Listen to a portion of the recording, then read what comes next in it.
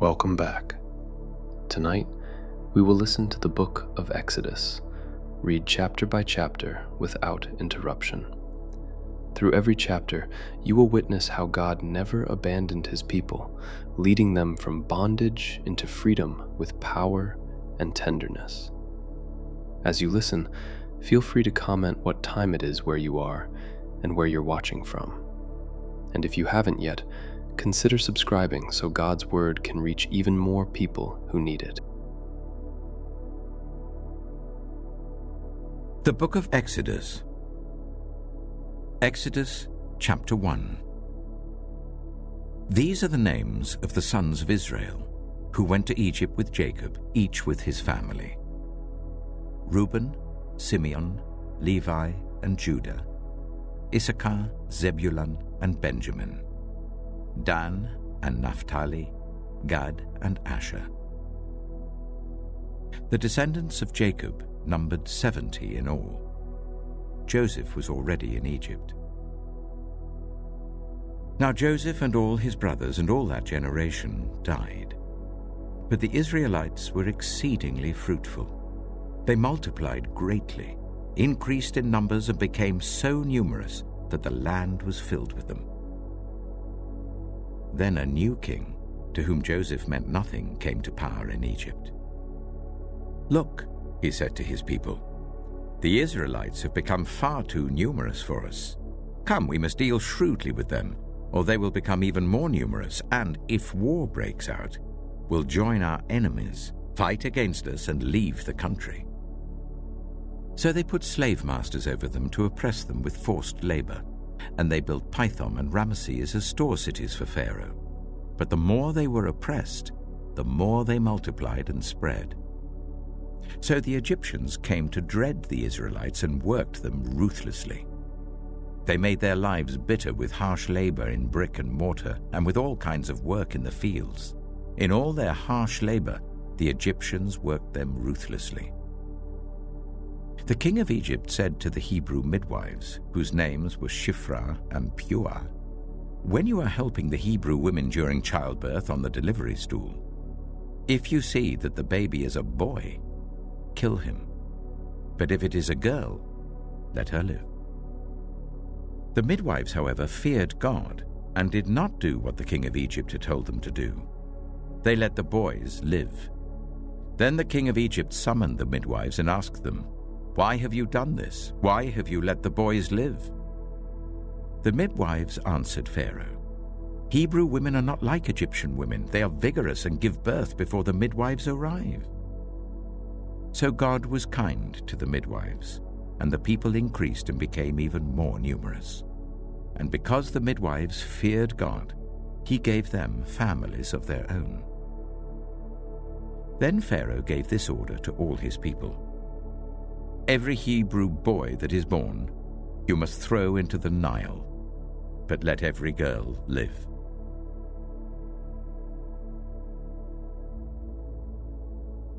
Exodus chapter 2. Now a man of the tribe of Levi married a Levite woman, and she became pregnant and gave birth to a son. When she saw that he was a fine child, she hid him for 3 months. But when she could hide him no longer, she got a papyrus basket for him and coated it with tar and pitch. Then she placed the child in it and put it among the reeds along the bank of the Nile. His sister stood at a distance to see what would happen to him. Then Pharaoh's daughter went down to the Nile to bathe, and her attendants were walking along the riverbank. She saw the basket among the reeds and sent her female slaves to get it. She opened it and saw the baby. He was crying, and she felt sorry for him. "This is one of the Hebrew babies," she said. Then his sister asked Pharaoh's daughter, "Shall I go and get one of the Hebrew women to nurse the baby for you?" "Yes, go," she answered. So the girl went and got the baby's mother. Pharaoh's daughter said to her, "Take this baby and nurse him for me, and I will pay you." So the woman took the baby and nursed him. When the child grew older, she took him to Pharaoh's daughter, and he became her son. She named him Moses, saying, I drew him out of the water. One day, after Moses had grown up, he went out to where his own people were and watched them at their hard labor. He saw an Egyptian beating a Hebrew, one of his own people. Looking this way and that and seeing no one, he killed the Egyptian and hid him in the sand. The next day he went out and saw 2 Hebrews fighting. He asked the one in the wrong, Why are you hitting your fellow Hebrew? The man said, Who made you ruler and judge over us? Are you thinking of killing me as you killed the Egyptian? Then Moses was afraid and thought, What I did must have become known. When Pharaoh heard of this, he tried to kill Moses. But Moses fled from Pharaoh and went to live in Midian, where he sat down by a well. Now a priest of Midian had 7 daughters, and they came to draw water and fill the troughs to water their father's flock. Some shepherds came along and drove them away, but Moses got up and came to their rescue and watered their flock. When the girls returned to Reuel, their father, he asked them, Why have you returned so early today? They answered, An Egyptian rescued us from the shepherds. He even drew water for us and watered the flock. And where is he? Reuel asked his daughters. Why did you leave him? Invite him to have something to eat. Moses agreed to stay with the man, who gave his daughter Zipporah to Moses in marriage. Zipporah gave birth to a son, and Moses named him Gershom, saying, I have become a foreigner in a foreign land. During that long period, the king of Egypt died. The Israelites groaned in their slavery and cried out, and their cry for help because of their slavery went up to God. God heard their groaning, and he remembered his covenant with Abraham, with Isaac, and with Jacob. So God looked on the Israelites and was concerned about them.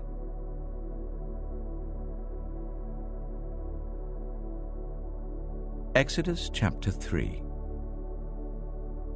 Now Moses was tending the flock of Jethro, his father-in-law, the priest of Midian.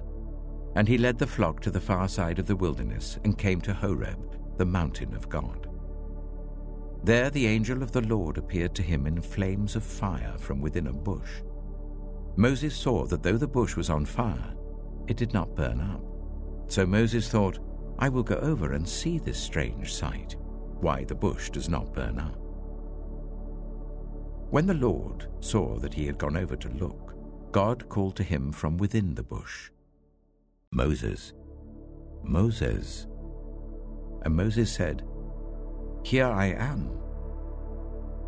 Do not come any closer, God said. Take off your sandals, for the place where you are standing is holy ground. Then he said, I am the God of your father, the God of Abraham, the God of Isaac, and the God of Jacob.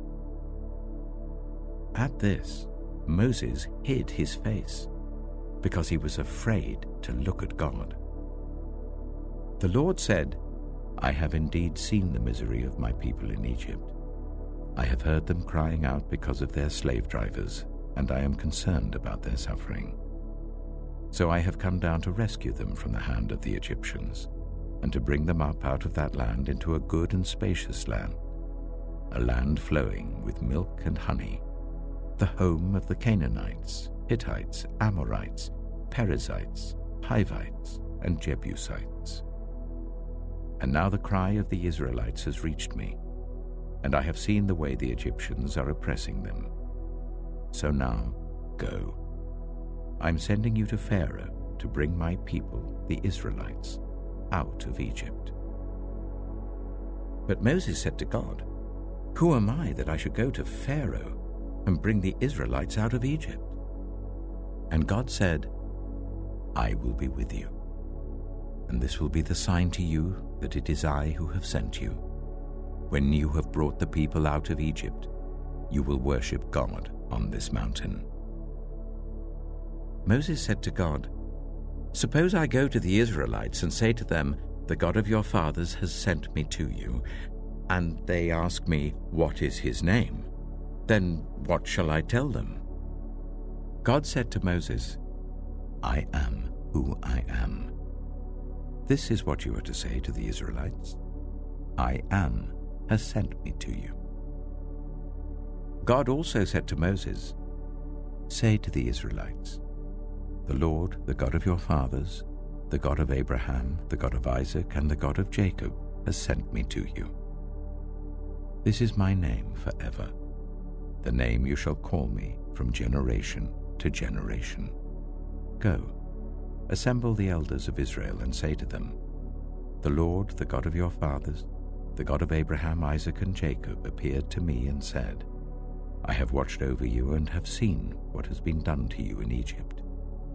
And I have promised to bring you up out of your misery in Egypt, into the land of the Canaanites, Hittites, Amorites, Perizzites, Hivites, and Jebusites, a land flowing with milk and honey.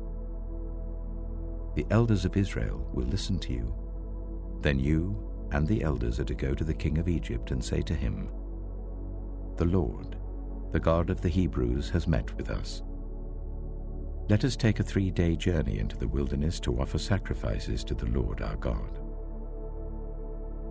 But I know that the king of Egypt will not let you go unless a mighty hand compels him. So I will stretch out my hand and strike the Egyptians with all the wonders that I will perform among them. After that, he will let you go.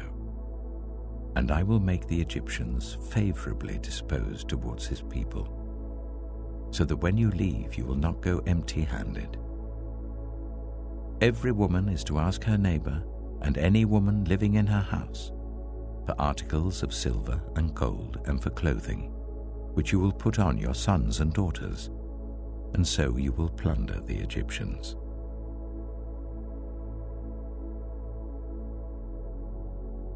Exodus chapter 4. Moses answered, What if they do not believe me or listen to me and say, The Lord did not appear to you? Then the Lord said to him, What is that in your hand? A staff, he replied. The Lord said, Throw it on the ground. Moses threw it on the ground, and it became a snake, and he ran from it. Then the Lord said to him, Reach out your hand and take it by the tail. So Moses reached out and took hold of the snake, and it turned back into a staff in his hand. This, said the Lord, is so that they may believe that the Lord, the God of their fathers, the God of Abraham, the God of Isaac, and the God of Jacob, has appeared to you. Then the Lord said, Put your hand inside your cloak. So Moses put his hand into his cloak, and when he took it out, the skin was leprous. It had become as white as snow. Now put it back into your cloak, he said. So Moses put his hand back into his cloak, and when he took it out, it was restored like the rest of his flesh. Then the Lord said, If they do not believe you, or pay attention to the first sign, they may believe the second. But if they do not believe these 2 signs or listen to you, take some water from the Nile and pour it on the dry ground. The water you take from the river will become blood on the ground. Moses said to the Lord, Pardon your servant, Lord, I have never been eloquent, neither in the past nor since you have spoken to your servant. I am slow of speech and tongue. The Lord said to him, Who gave human beings their mouths? Who makes them deaf or mute? Who gives them sight or makes them blind? Is it not I, the Lord? Now go, I will help you speak and will teach you what to say. But Moses said, Pardon your servant, Lord. Please send someone else. Then the Lord's anger burned against Moses, and he said, What about your brother, Aaron the Levite? I know he can speak well. He is already on his way to meet you, and he will be glad to see you. You shall speak to him and put words in his mouth. I will help both of you speak and will teach you what to do. He will speak to the people for you, and it will be as if he were your mouth, and as if you were God to him. But take this staff in your hand, so that you can perform the signs with it." Then Moses went back to Jethro, his father-in-law, and said to him, "Let me return to my own people in Egypt to see if any of them are still alive." Jethro said, "Go, and I wish you well." Now the Lord had said to Moses in Midian, "Go back to Egypt, for all those who wanted to kill you are dead." So Moses took his wife and sons, put them on a donkey, and started back to Egypt. And he took the staff of God in his hand. The Lord said to Moses, "When you return to Egypt, see that you perform before Pharaoh all the wonders I have given you the power to do. But I will harden his heart, so that he will not let the people go. Then say to Pharaoh, 'This is what the Lord says. Israel is my firstborn son, and I told you, let my son go so that he may worship me. But you refused to let him go, so I will kill your firstborn son.'" At a lodging place on the way, the Lord met Moses and was about to kill him. But Zipporah took a flint knife, cut off her son's foreskin, and touched Moses' feet with it. "Surely you are a bridegroom of blood to me," she said. So the Lord let him alone. At that time she said bridegroom of blood, referring to circumcision. The Lord said to Aaron, "Go into the wilderness to meet Moses." So he met Moses at the mountain of God and kissed him. Then Moses told Aaron everything the Lord had sent him to say, and also about all the signs he had commanded him to perform. Moses and Aaron brought together all the elders of the Israelites, and Aaron told them everything the Lord had said to Moses. He also performed the signs before the people, and they believed. And when they heard that the Lord was concerned about them and had seen their misery, they bowed down and worshipped.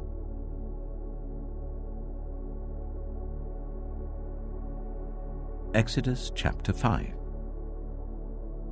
Afterwards, Moses and Aaron went to Pharaoh and said, "This is what the Lord, the God of Israel, says. Let my people go, so that they may hold a festival to me in the wilderness." Pharaoh said, "Who is the Lord that I should obey him and let Israel go? I do not know the Lord, and I will not let Israel go." Then they said, "The God of the Hebrews has met with us. Now let us take a 3-day journey into the wilderness to offer sacrifices to the Lord our God, or he may strike us with plagues or with the sword." But the king of Egypt said, "Moses and Aaron, why are you taking the people away from their labor? Get back to your work." Then Pharaoh said, "Look, the people of the land are now numerous, and you are stopping them from working." That same day Pharaoh gave this order to the slave drivers and overseers in charge of the people: "You are no longer to supply the people with straw for making bricks. Let them go and gather their own straw, but require them to make the same number of bricks as before. Don't reduce the quota. They're lazy. That is why they're crying out, 'Let us go and sacrifice to our God.' Make the work harder for the people, so that they keep working and pay no attention to lies." Then the slave drivers and the overseers went out and said to the people, "This is what Pharaoh says: I will not give you any more straw. Go and get your own straw wherever you can find it, but your work will not be reduced at all." So the people scattered all over Egypt to gather stubble to use for straw. The slave drivers kept pressing them, saying, "Complete the work required of you for each day, just as when you had straw." And Pharaoh's slave drivers beat the Israelite overseers they had appointed, demanding, "Why haven't you met your quota of bricks yesterday or today as before?" Then the Israelite overseers went and appealed to Pharaoh, "Why have you treated your servants this way? Your servants are given no straw, yet we are told, make bricks. Your servants are being beaten, but the fault is with your own people." Pharaoh said, "Lazy, that's what you are, lazy. That is why you keep saying, 'Let us go and sacrifice to the Lord.' Now get to work. You will not be given any straw, yet you must produce your full quota of bricks." The Israelite overseers realized they were in trouble when they were told, "You are not to reduce the number of bricks required of you for each day." When they left Pharaoh, they found Moses and Aaron waiting to meet them, and they said, "May the Lord look on you and judge you.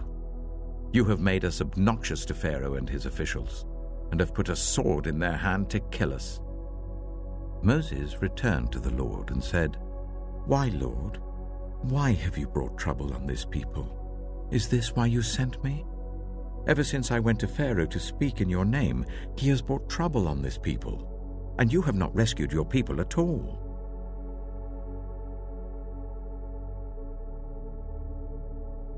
Exodus chapter 6. Then the Lord said to Moses, "Now you will see what I will do to Pharaoh. Because of my mighty hand, he will let them go.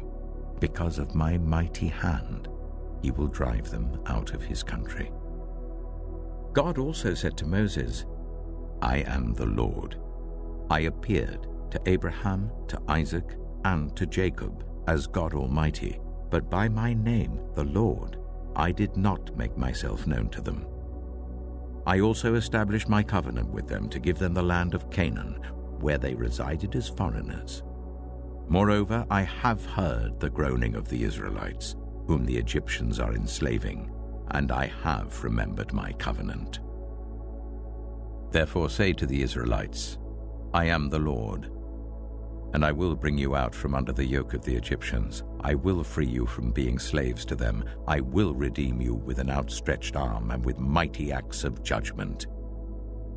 I will take you as my own people, and I will be your God. Then you will know that I am the Lord your God, who has brought you out from under the yoke of the Egyptians, and I will bring you to the land I swore with uplifted hand to give to Abraham, to Isaac, and to Jacob. I will give it to you as a possession. I am the Lord."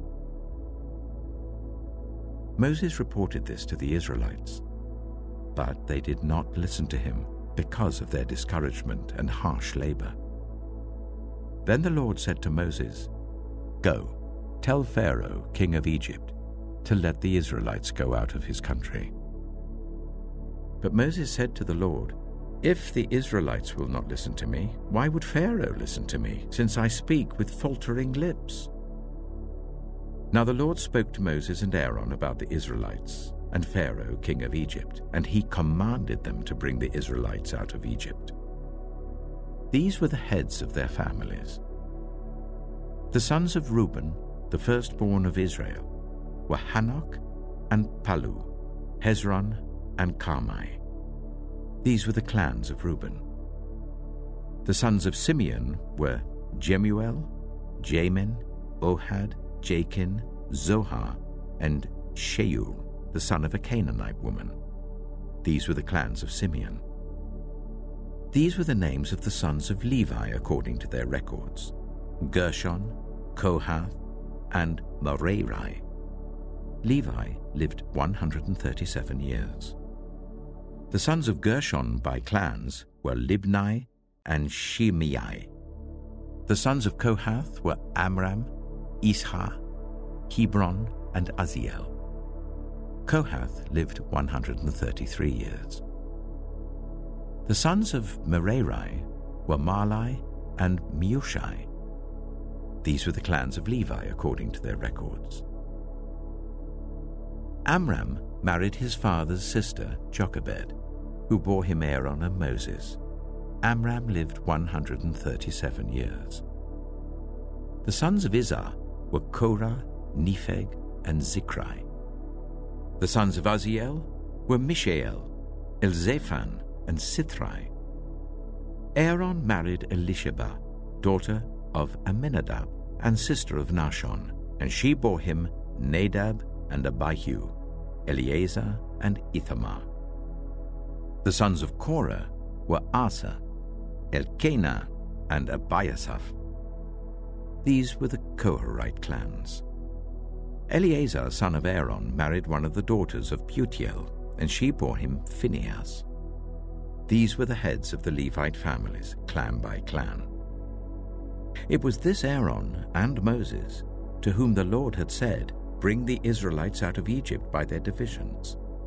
They were the ones who spoke to Pharaoh, king of Egypt, about bringing the Israelites out of Egypt, this same Moses and Aaron.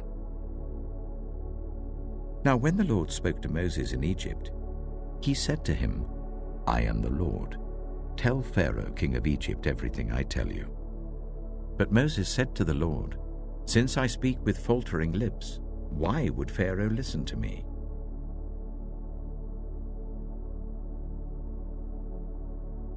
Exodus chapter 7.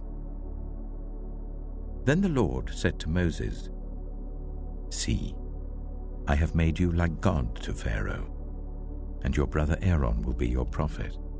You are to say everything I command you, and your brother Aaron is to tell Pharaoh to let the Israelites go out of his country. But I will harden Pharaoh's heart, and though I multiply my signs and wonders in Egypt, he will not listen to you.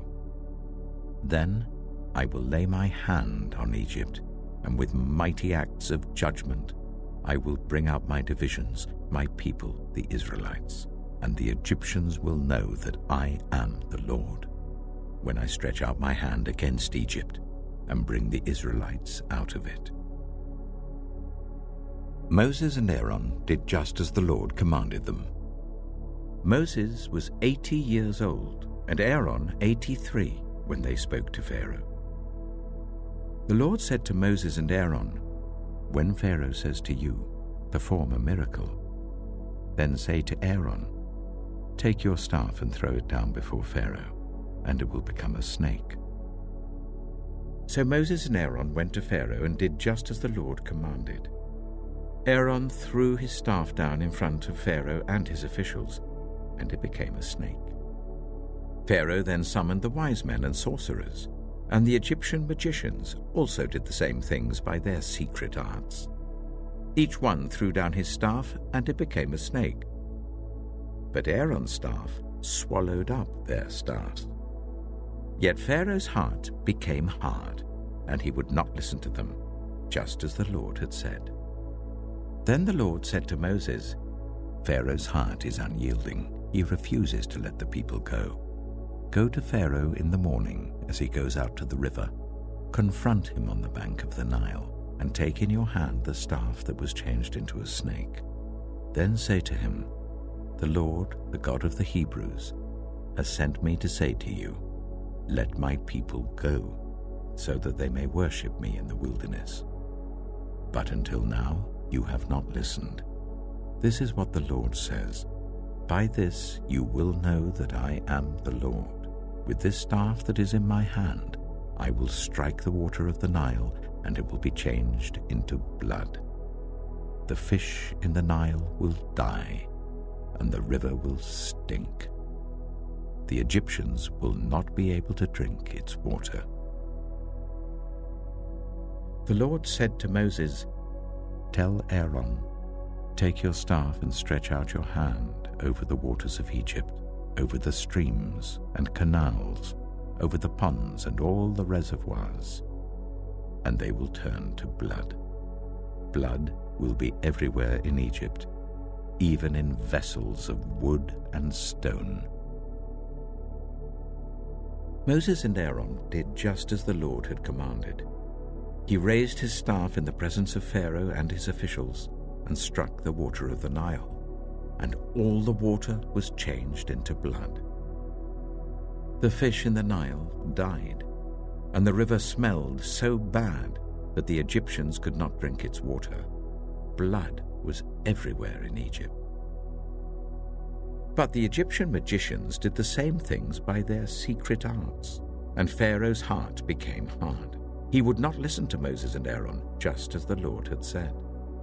Instead, he turned and went into his palace, and did not take even this to heart. And all the Egyptians dug along the Nile to get drinking water, because they could not drink the water of the river. 7 days passed after the Lord struck the Nile.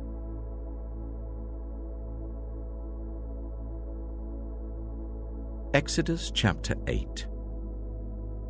Then the Lord said to Moses, "Go to Pharaoh and say to him, 'This is what the Lord says.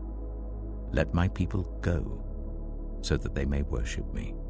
If you refuse to let them go, I will send a plague of frogs on your whole country. The Nile will teem with frogs. They will come up into your palace and your bedroom and onto your bed, into the houses of your officials and on your people, and into your ovens and kneading troughs. The frogs will come up on you and your people and all your officials." Then the Lord said to Moses, "Tell Aaron, stretch out your hand with your staff over the streams and canals and ponds, and make frogs come up on the land of Egypt." So Aaron stretched out his hand over the waters of Egypt, and the frogs came up and covered the land. But the magicians did the same things by their secret arts. They also made frogs come up on the land of Egypt. Pharaoh summoned Moses and Aaron and said, "Pray to the Lord to take the frogs away from me and my people, and I will let your people go to offer sacrifices to the Lord." Moses said to Pharaoh, "I leave to you the honor of setting the time for me to pray for you and your officials and your people, that you and your houses may be rid of the frogs, except for those that remain in the Nile." "Tomorrow," Pharaoh said. Moses replied, "It will be as you say, so that you may know there is no one like the Lord our God. The frogs will leave you and your houses, your officials and your people. They will remain only in the Nile." After Moses and Aaron left Pharaoh, Moses cried out to the Lord about the frogs he had brought on Pharaoh, and the Lord did what Moses asked. The frogs died in the houses, in the courtyards, and in the fields. They were piled into heaps, and the land reeked of them. But when Pharaoh saw that there was relief, he hardened his heart and would not listen to Moses and Aaron, just as the Lord had said. Then the Lord said to Moses, "Tell Aaron, stretch out your staff and strike the dust of the ground, and throughout the land of Egypt the dust will become gnats."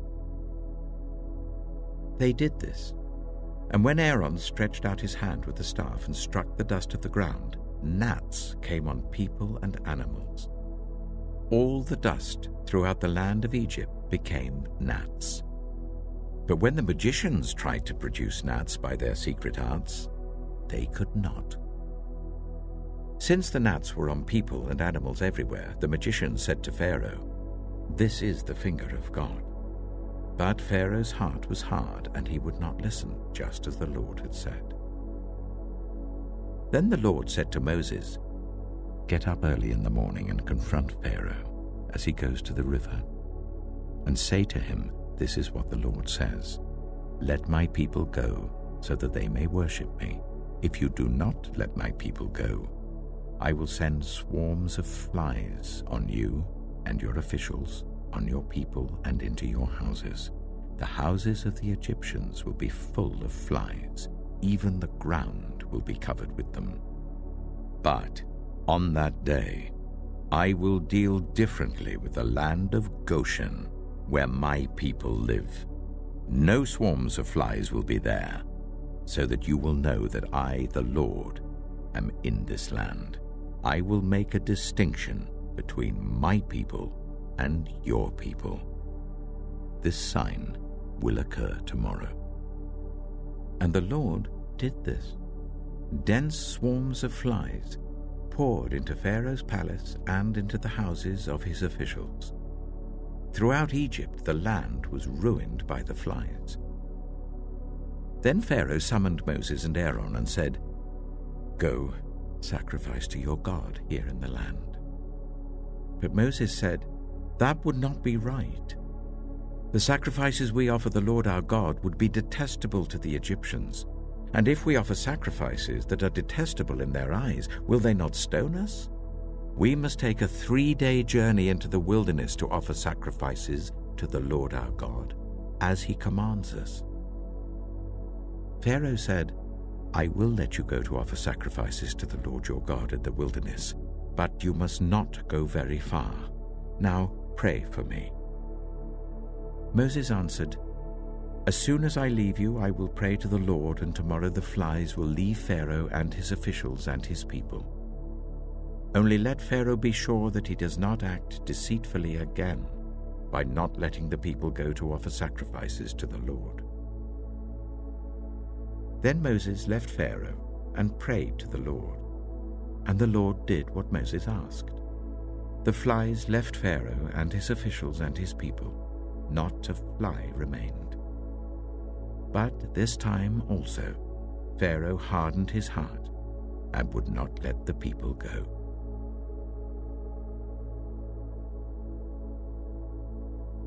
Exodus chapter 9. Then the Lord said to Moses, "Go to Pharaoh and say to him, 'This is what the Lord, the God of the Hebrews, says. Let my people go, so that they may worship me. If you refuse to let them go and continue to hold them back, the hand of the Lord will bring a terrible plague on your livestock in the field, on your horses, donkeys, and camels, and on your cattle, sheep, and goats. But the Lord will make a distinction between the livestock of Israel and that of Egypt, so that no animal belonging to the Israelites will die.' The Lord set a time and said, 'Tomorrow the Lord will do this in the land.' And the next day the Lord did it. All the livestock of the Egyptians died, but not one animal belonging to the Israelites died. Pharaoh investigated and found that not even one of the animals of the Israelites had died. Yet his heart was unyielding, and he would not let the people go. Then the Lord said to Moses and Aaron, 'Take handfuls of soot from a furnace, and let Moses toss it into the air in the presence of Pharaoh. It will become fine dust over the whole land of Egypt, and festering boils will break out on people and animals throughout the land.' So they took soot from a furnace and stood before Pharaoh. Moses tossed it into the air, and festering boils broke out on people and animals. The magicians could not stand before Moses because of the boils that were on them and on all the Egyptians. But the Lord hardened Pharaoh's heart, and he would not listen to Moses and Aaron, just as the Lord had said to Moses. Then the Lord said to Moses, 'Get up early in the morning, confront Pharaoh, and say to him, "This is what the Lord, the God of the Hebrews, says. Let my people go, so that they may worship me. For this time I will send the full force of my plagues against you and against your officials and your people, so you may know that there is no one like me in all the earth. For by now I could have stretched out my hand and struck you and your people with a plague that would have wiped you off the earth. But I have raised you up for this very purpose, that I might show you my power, and that my name might be proclaimed in all the earth. You still set yourself against my people and will not let them go. Therefore, at this time tomorrow I will send the worst hailstorm that has ever fallen on Egypt from the day it was founded till now.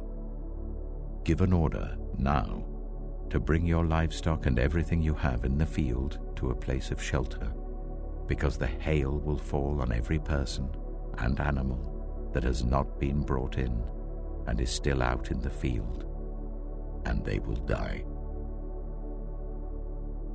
Those officials of Pharaoh who feared the word of the Lord hurried to bring their slaves and their livestock inside.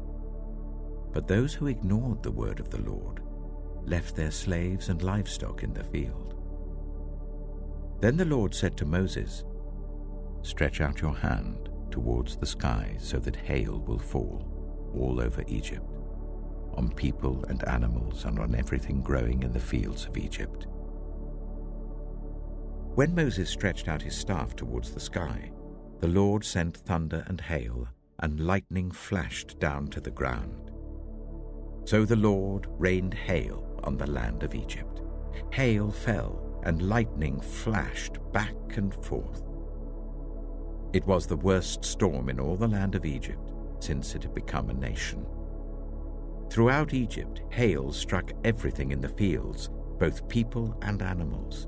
It beat down everything growing in the fields and stripped every tree. The only place it did not hail was the land of Goshen, where the Israelites were. Then Pharaoh summoned Moses and Aaron. "This time I have sinned," he said to them. "The Lord is in the right, and I and my people are in the wrong. Pray to the Lord, for we have had enough thunder and hail. I will let you go. You don't have to stay any longer." Moses replied, "When I have gone out of the city, I will spread out my hands in prayer to the Lord. The thunder will stop, and there will be no more hail, so you may know that the earth is the Lord's. But I know that you and your officials still do not fear the Lord God." The flax and barley were destroyed, since the barley was in the ear and the flax was in bloom. The wheat and spelt, however, were not destroyed, because they ripened later. Then Moses left Pharaoh and went out of the city. He spread his hands towards the Lord. The thunder and hail stopped, and the rain no longer poured down on the land. When Pharaoh saw that the rain and hail and thunder had stopped, he sinned again. He and his officials hardened their hearts. So Pharaoh's heart was hard, and he would not let the Israelites go, just as the Lord had said through Moses.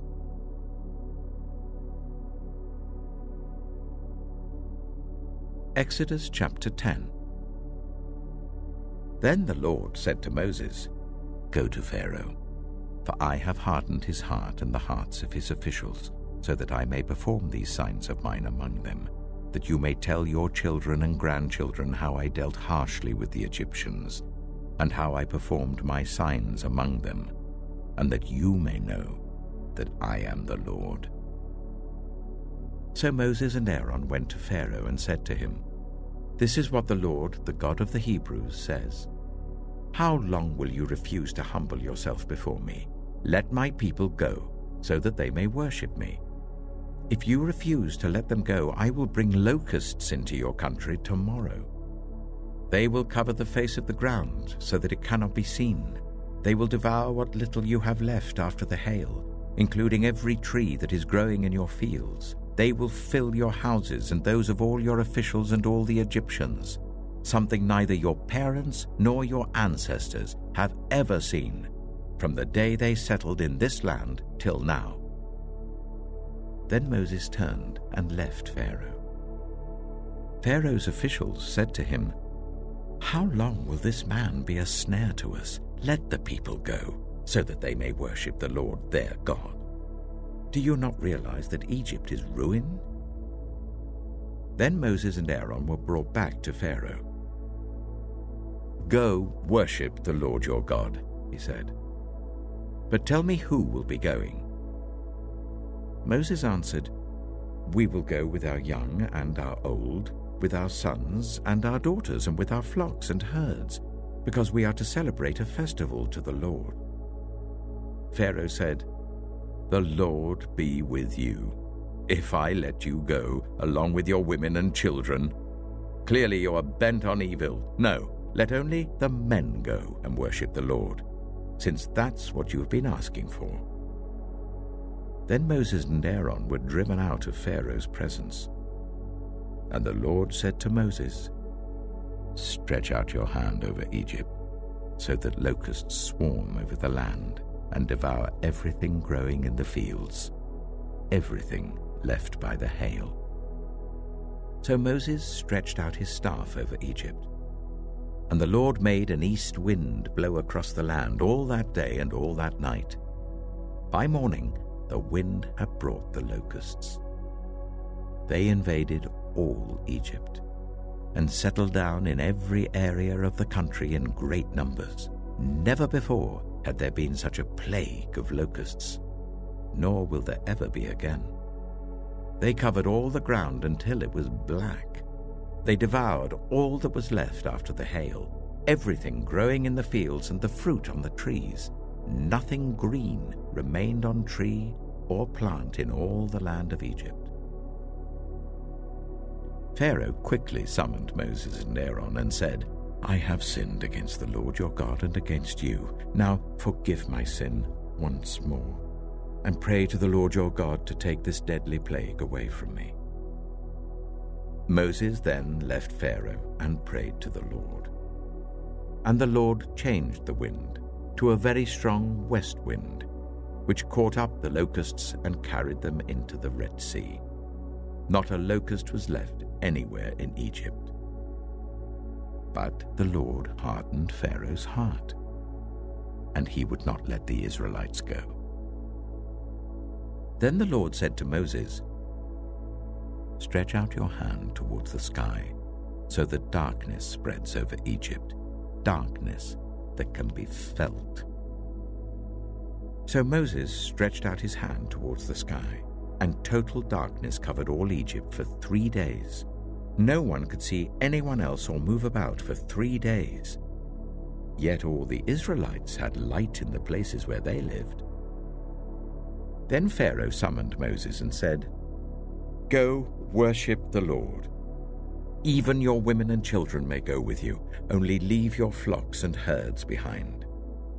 But Moses said, "You must allow us to have sacrifices and burnt offerings to present to the Lord our God. Our livestock, too, must go with us. Not a hoof is to be left behind. We have to use some of them in worshipping the Lord our God. And until we get there, we will not know what we are to use to worship the Lord." But the Lord hardened Pharaoh's heart, and he was not willing to let them go. Pharaoh said to Moses, "Get out of my sight. Make sure you do not appear before me again. The day you see my face, you will die." "Just as you say," Moses replied. "I will never appear before you again."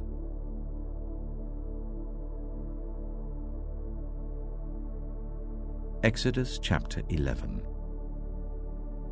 Now the Lord said to Moses, "I will bring one more plague on Pharaoh and on Egypt. After that, he will let you go from here, and when he does, he will drive you out completely. Tell the people that men and women alike are to ask their neighbors for articles of silver and gold." The Lord made the Egyptians favorably disposed towards the people, and Moses himself was highly regarded in Egypt by Pharaoh's officials and by the people. So Moses said, "This is what the Lord says.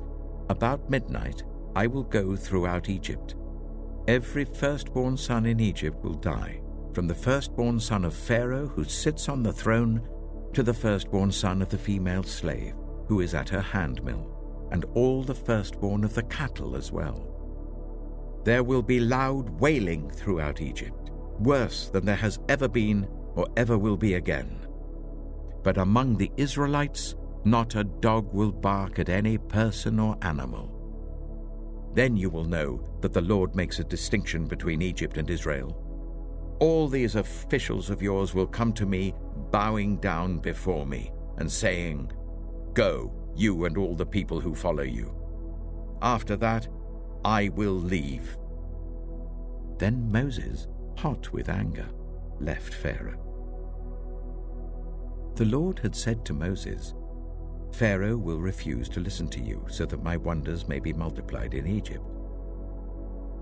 Moses and Aaron performed all these wonders before Pharaoh, but the Lord hardened Pharaoh's heart, and he would not let the Israelites go out of his country.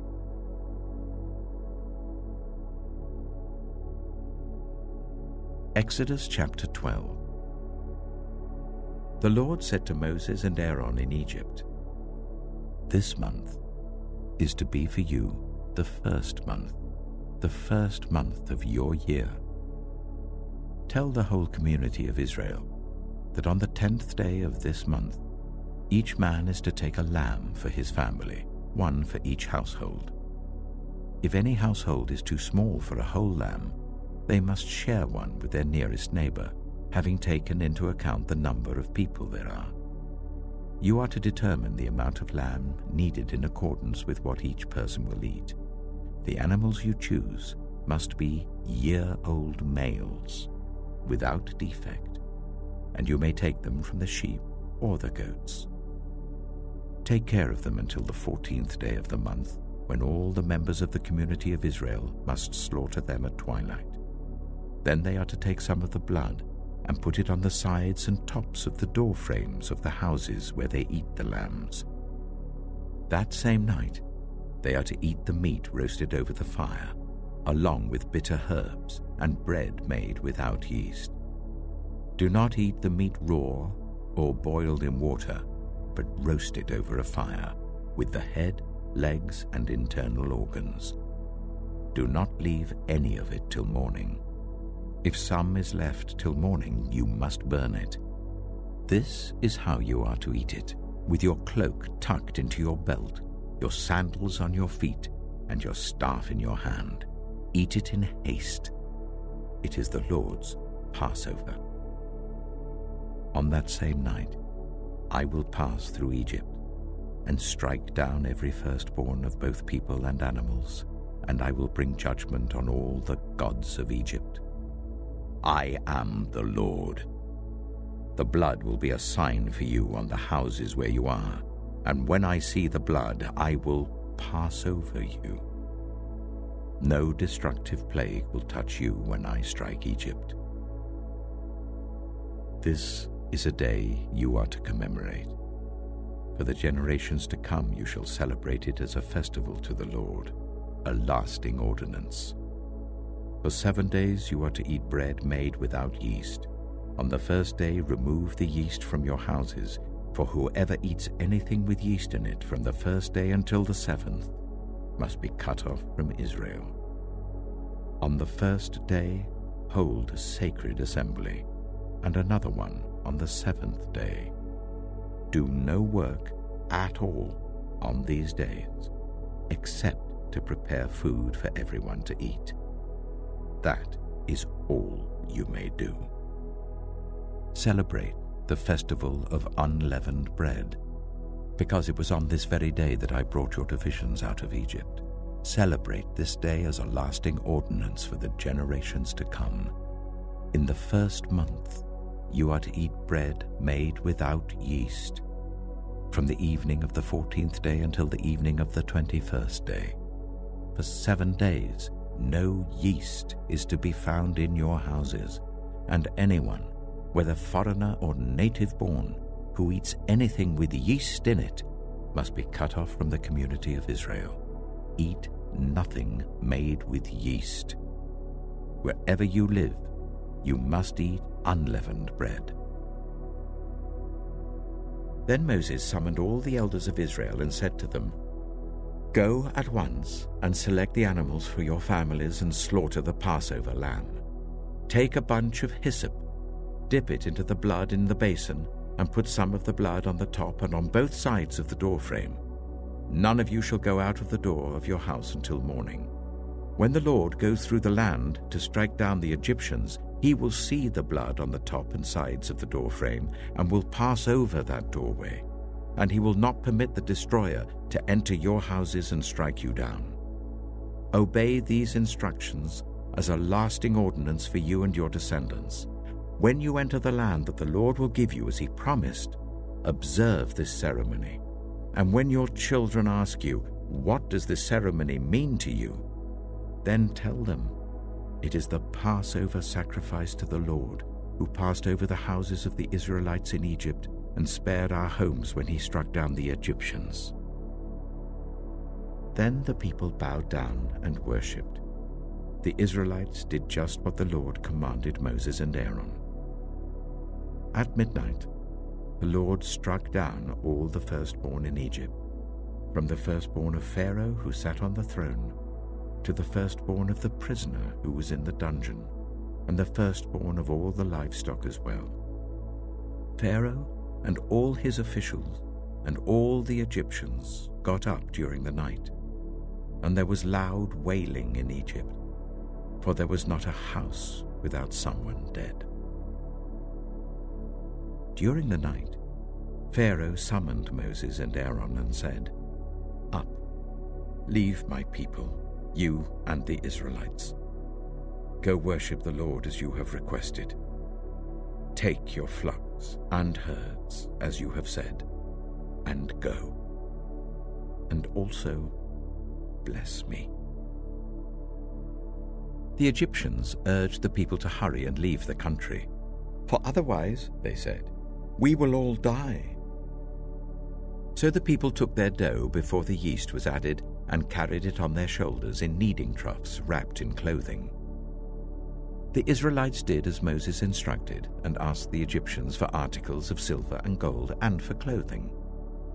The Lord had made the Egyptians favorably disposed towards the people, and they gave them what they asked for. So they plundered the Egyptians. The Israelites journeyed from Ramesses to Succoth. There were about 600,000 men on foot, besides women and children. Many other people went up with them, and also large droves of livestock, both flocks and herds.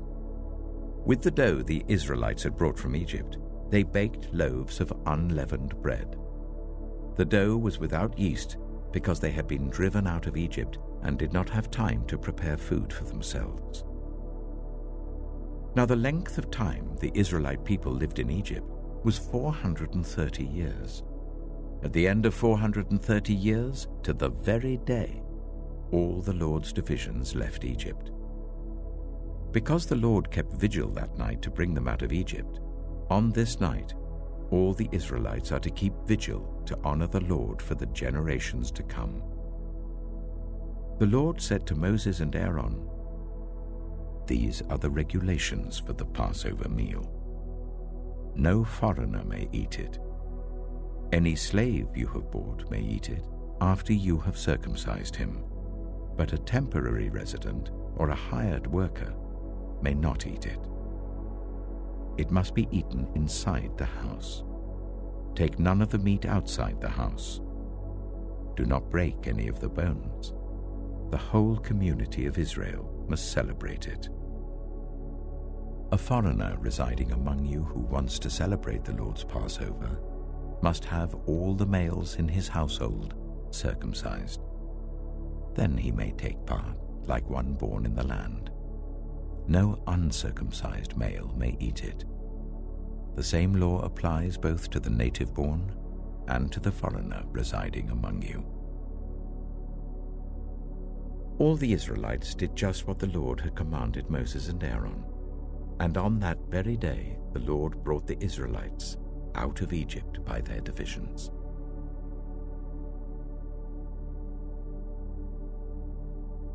Exodus chapter 13.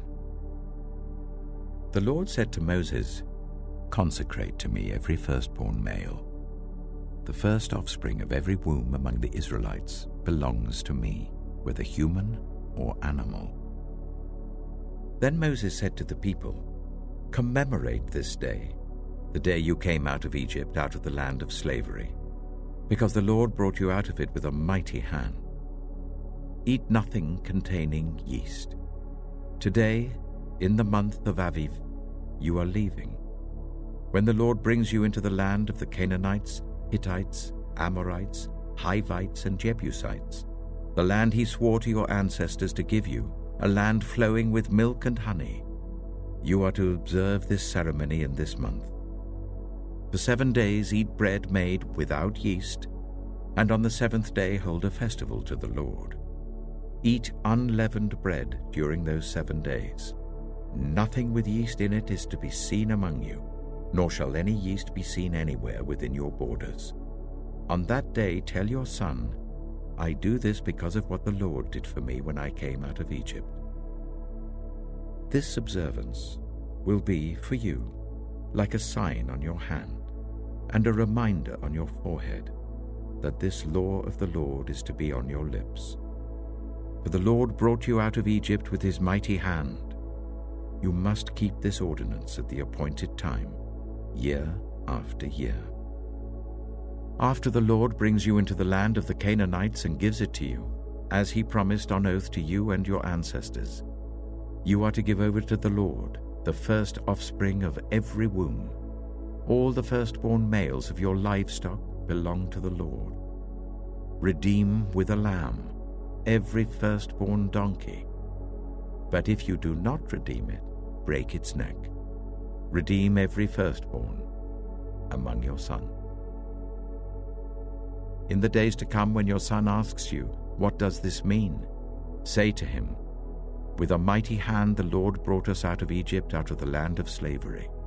When Pharaoh stubbornly refused to let us go, the Lord killed the firstborn of both people and animals in Egypt. This is why I sacrifice to the Lord the first male offspring of every womb, and redeem each of my firstborn son. And it will be like a sign on your hand and a symbol on your forehead that the Lord brought us out of Egypt with his mighty hand." When Pharaoh let the people go, God did not lead them on the road through the Philistine country, though that was shorter. For God said, if they face war, they might change their minds and return to Egypt. So God led the people around by the desert road towards the Red Sea. The Israelites went up out of Egypt ready for battle. Moses took the bones of Joseph with him, because Joseph had made the Israelites swear an oath. He had said, "God will surely come to your aid, and then you must carry my bones up with you from this place." After leaving Succoth, they camped at Etham on the edge of the desert. By day, the Lord went ahead of them in a pillar of cloud to guide them on their way, and by night in a pillar of fire to give them light, so that they could travel by day or night. Neither the pillar of cloud by day nor the pillar of fire by night left its place in front of the people.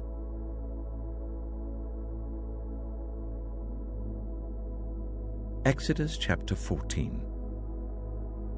Then the Lord said to Moses, "Tell the Israelites to turn back and camp near Pi-hahiroth, between Migdol and the sea. They are to camp by the sea, directly opposite Baal-zephon. Pharaoh will think the Israelites are wandering around the land in confusion, hemmed in by the desert. And I will harden Pharaoh's heart, and he will pursue them. But I will gain glory for myself through Pharaoh and all his army, and the Egyptians will know that I am the Lord." So the Israelites did this. When the king of Egypt was told that the people had fled, Pharaoh and his officials changed their minds about them and said, "What have we done? We have let the Israelites go and have lost their services." So he had his chariot made ready and took his army with them. He took 600 of the best chariots, along with all the other chariots of Egypt, with officers over all of them. The Lord hardened the heart of Pharaoh, king of Egypt, so that he pursued the Israelites who were marching out boldly. The Egyptians, all Pharaoh's horses and chariots, horsemen and troops, pursued the Israelites and overtook them as they camped by the sea near Pi-hahiroth, opposite Baal-zephon. As Pharaoh approached, the Israelites looked up, and there were the Egyptians marching after them. They were terrified and cried out to the Lord. They said to Moses, "Was it because there were no graves in Egypt that you brought us to the desert to die? What have you done to us by bringing us out of Egypt? Didn't we say to you in Egypt, 'Leave us alone, let us serve the Egyptians'? It would have been better for us to serve the Egyptians than to die in the desert." Moses answered the people, "Do not be afraid. Stand firm, and you will see the deliverance the Lord will bring you today. The Egyptians you see today, you will never see again. The Lord will fight for you. You need only to be still." Then the Lord said to Moses, "Why are you crying out to me? Tell the Israelites to move on. Raise your staff and stretch out your hand over the sea to divide the water, so that the Israelites can go through the sea on dry ground. I will harden the hearts of the Egyptians, so that they will go in after them. And I will gain glory through Pharaoh and all his army, through his chariots and his horsemen. The Egyptians will know that I am the Lord, when I gain glory through Pharaoh, his chariots, and his horsemen." Then the angel of God, who had been traveling in front of Israel's army, withdrew and went behind them.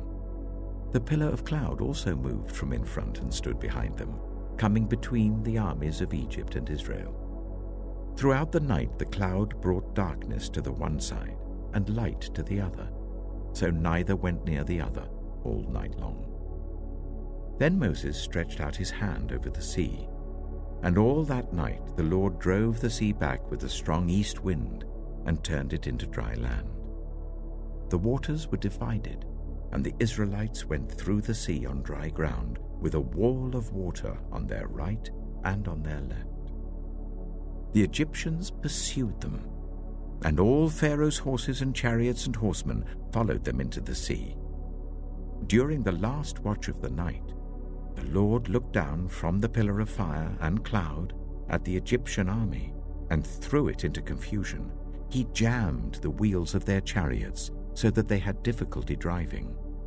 And the Egyptians said, "Let's get away from the Israelites. The Lord is fighting for them against Egypt." Then the Lord said to Moses, "Stretch out your hand over the sea, so that the waters may flow back over the Egyptians and their chariots and horsemen."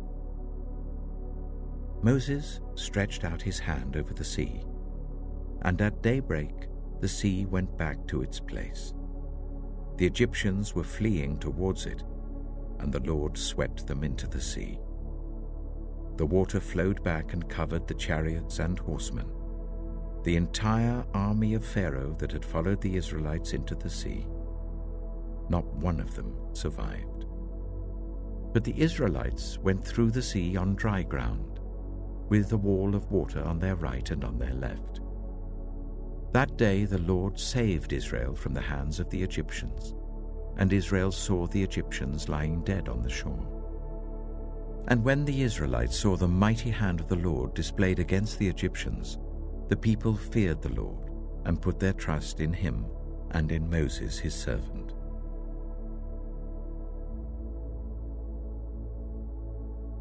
Exodus chapter 15. Then Moses and the Israelites sang this song to the Lord. "I will sing to the Lord, for he is highly exalted. Both horse and driver he has hurled into the sea. The Lord is my strength and my defense. He has become my salvation. He is my God, and I will praise him, my father's God, and I will exalt him. The Lord is a warrior. The Lord is his name. Pharaoh's chariots and his army he has hurled into the sea. The best of Pharaoh's officers are drowned in the Red Sea. The deep waters have covered them. They sank to the depths like a stone.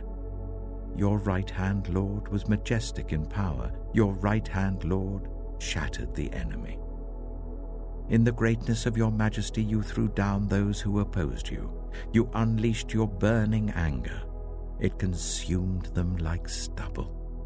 By the blast of your nostrils the waters piled up. The surging waters stood up like a wall. The deep waters congealed in the heart of the sea. The enemy boasted, "I will pursue, I will overtake them, I will divide the spoils, I will gorge myself on them, I will draw my sword, and my hand will destroy them." But you blew with your breath, and the sea covered them. They sank like lead in the mighty waters. Who among the gods is like you, Lord? Who is like you, majestic in holiness, awesome in glory, working wonders?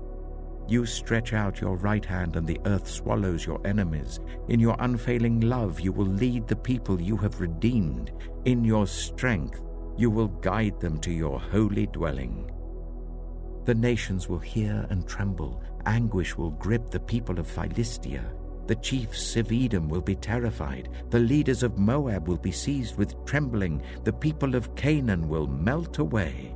Terror and dread will fall on them. By the power of your arm, they will be as still as a stone, until your people pass by, Lord, until the people you bought pass by. You will bring them in and plant them on the mountain of your inheritance, the place, Lord, you made for your dwelling, the sanctuary, Lord, your hands established. The Lord reigns forever and ever. When Pharaoh's horses, chariots, and horsemen went into the sea, the Lord brought the waters of the sea back over them, but the Israelites walked through the sea on dry ground. Then Miriam, the prophet, Aaron's sister, took a tambourine in her hand, and all the women followed her with tambourines and dancing. Miriam sang to them, "Sing to the Lord, for he is highly exalted. Both horse and driver he has hurled into the sea." Then Moses led Israel from the Red Sea, and they went into the desert of Shur. For 3 days they traveled in the desert without finding water. When they came to Marah, they could not drink its water because it was bitter. That is why the place is called Marah. So the people grumbled against Moses, saying, "What are we to drink?" Then Moses cried out to the Lord, and the Lord showed him a piece of wood. He threw it into the water, and the water became fit to drink. There the Lord issued a ruling and instruction for them and put them to the test. He said, "If you listen carefully to the Lord your God and do what is right in his eyes, if you pay attention to his commands and keep all his decrees, I will not bring on you any of the diseases I brought on the Egyptians, for I am the Lord who heals you." Then they came to Elim, where there were 12 springs and 70 palm trees, and they camped there near the water.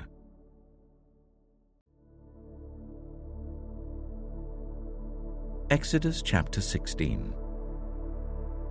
The whole Israelite community set out from Elim and came to the desert of Sin, which is between Elim and Sinai, on the 15th day of the 2nd month after they had come out of Egypt. In the desert, the whole community grumbled against Moses and Aaron. The Israelites said to them, "If only we had died by the Lord's hand in Egypt. There we sat round pots of meat and ate all the food we wanted. But you have brought us out into this desert to starve this entire assembly to death." Then the Lord said to Moses, "I will rain down bread from heaven for you. The people are to go out each day and gather enough for that day. In this way I will test them and see whether they will follow my instructions. On the 6th day they are to prepare what they bring in, and that is to be twice as much as they gather on the other days." So Moses and Aaron said to all the Israelites, "In the evening you will know that it was the Lord who brought you out of Egypt. And in the morning you will see the glory of the Lord, because he has heard your grumbling against him.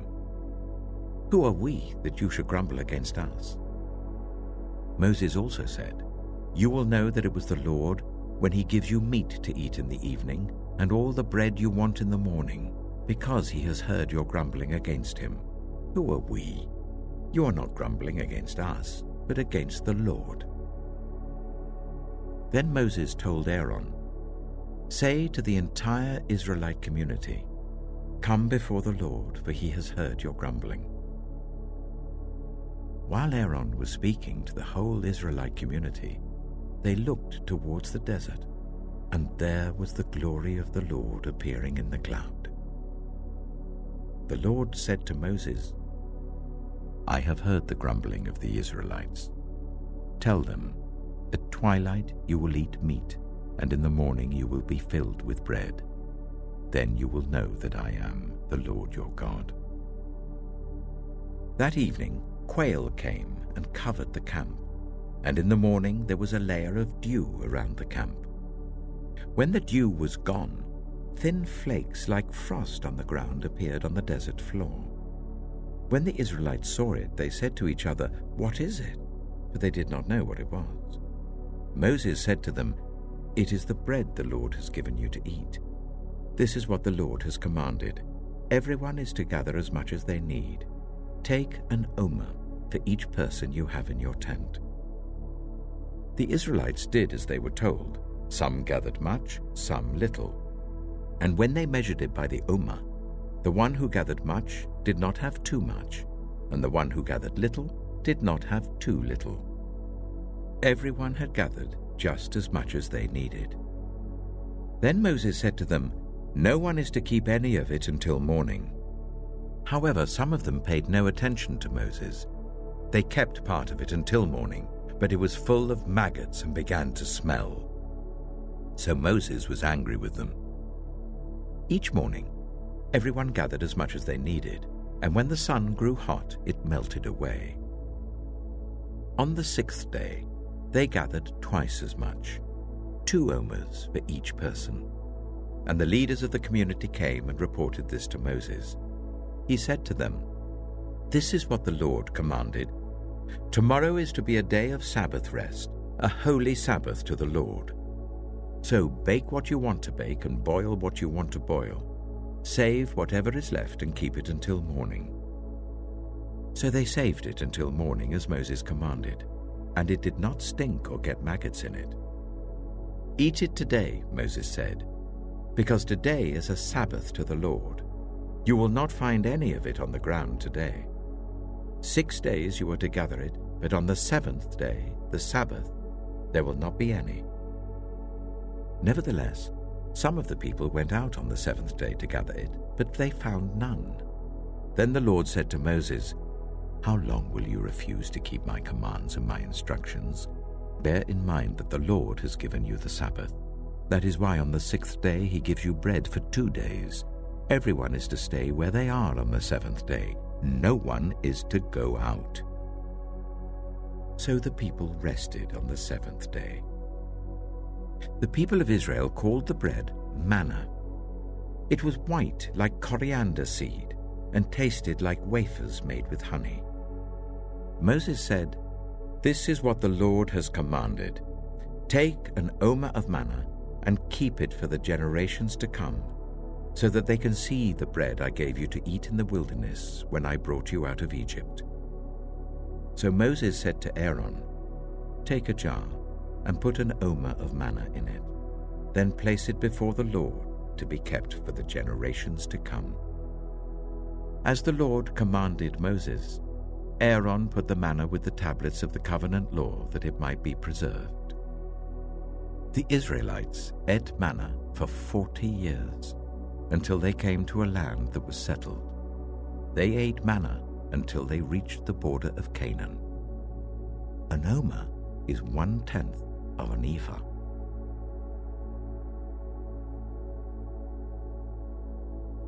Exodus chapter 17. The whole Israelite community set out from the desert of Sin, traveling from place to place as the Lord commanded. They camped at Rephidim, but there was no water for the people to drink. So they quarreled with Moses and said, "Give us water to drink." Moses replied, "Why do you quarrel with me? Why do you put the Lord to the test?" But the people were thirsty for water there, and they grumbled against Moses. They said, "Why did you bring us up out of Egypt to make us and our children and our livestock die of thirst?" Then Moses cried out to the Lord, "What am I to do with these people? They are almost ready to stone me." The Lord answered Moses, "Go out in front of the people. Take with you some of the elders of Israel, and take in your hand the staff with which you struck the Nile, and go. I will stand there before you by the rock at Horeb. Strike the rock, and water will come out of it for the people to drink." So Moses did this in the sight of the elders of Israel, and he called the place Massah and Meribah, because the Israelites quarreled and because they tested the Lord, saying, "Is the Lord among us or not?" The Amalekites came and attacked the Israelites at Rephidim. Moses said to Joshua, "Choose some of our men and go out to fight the Amalekites. Tomorrow I will stand on top of the hill with the staff of God in my hands." So Joshua fought the Amalekites as Moses had ordered, and Moses, Aaron, and Hur went to the top of the hill. As long as Moses held up his hands, the Israelites were winning, but whenever he lowered his hands, the Amalekites were winning. When Moses' hands grew tired, they took a stone and put it under him, and he sat on it. Aaron and Hur held his hands up, one on one side, one on the other, so that his hands remained steady till sunset. So Joshua overcame the Amalekite army with the sword. Then the Lord said to Moses, "Write this on a scroll as something to be remembered, and make sure that Joshua hears it, because I will completely blot out the name of Amalek from under heaven." Moses built an altar and called it, "The Lord is my banner."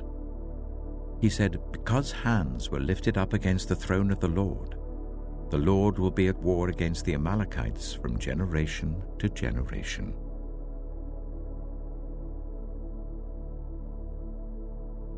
Exodus chapter 18. Now Jethro, the priest of Midian and father-in-law of Moses, heard of everything God had done for Moses and for his people Israel, and how the Lord had brought Israel out of Egypt. After Moses had sent away his wife Zipporah, his father-in-law Jethro received her and her 2 sons. One son was named Gershom, for Moses said, "I have become a foreigner in a foreign land." And the other was named Eleazar, for he said, "My father's God was my helper. He saved me from the sword of Pharaoh."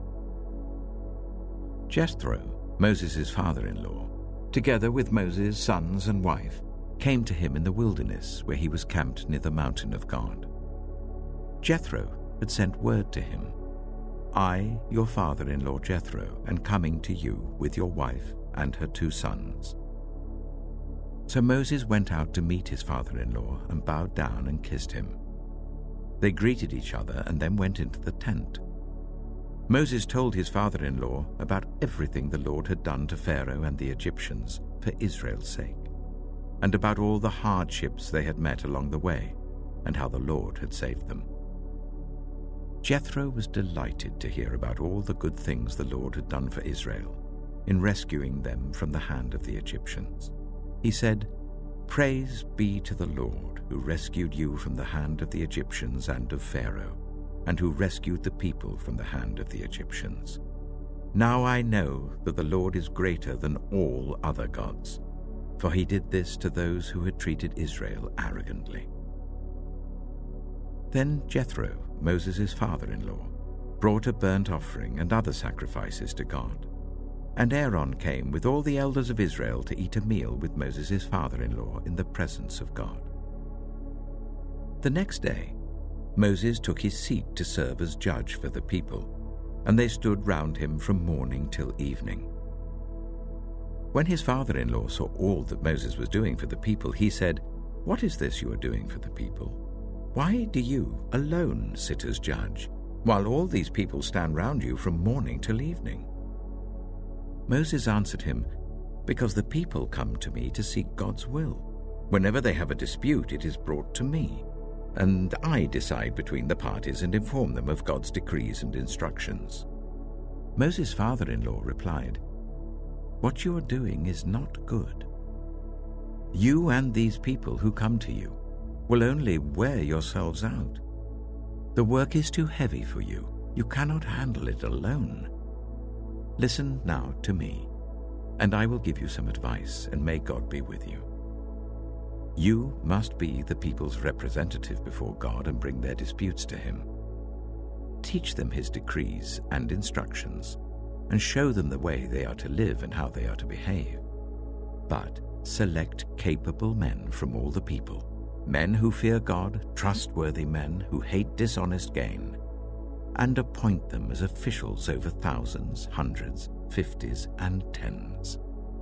Let them serve as judges for the people at all times. But let them bring every difficult case to you. The simple cases they can decide themselves. That will make your load lighter, because they will share it with you. If you do this, and God so commands, you will be able to stand the strain, and all these people will go home satisfied. Moses listened to his father-in-law and did everything he said. He chose capable men from all Israel and made them leaders of the people, officials over thousands, hundreds, 50s, and 10s. They served as judges for the people at all times. The difficult cases they brought to Moses, but the simple ones they decided themselves. Then Moses sent his father-in-law on his way, and Jethro returned to his own country.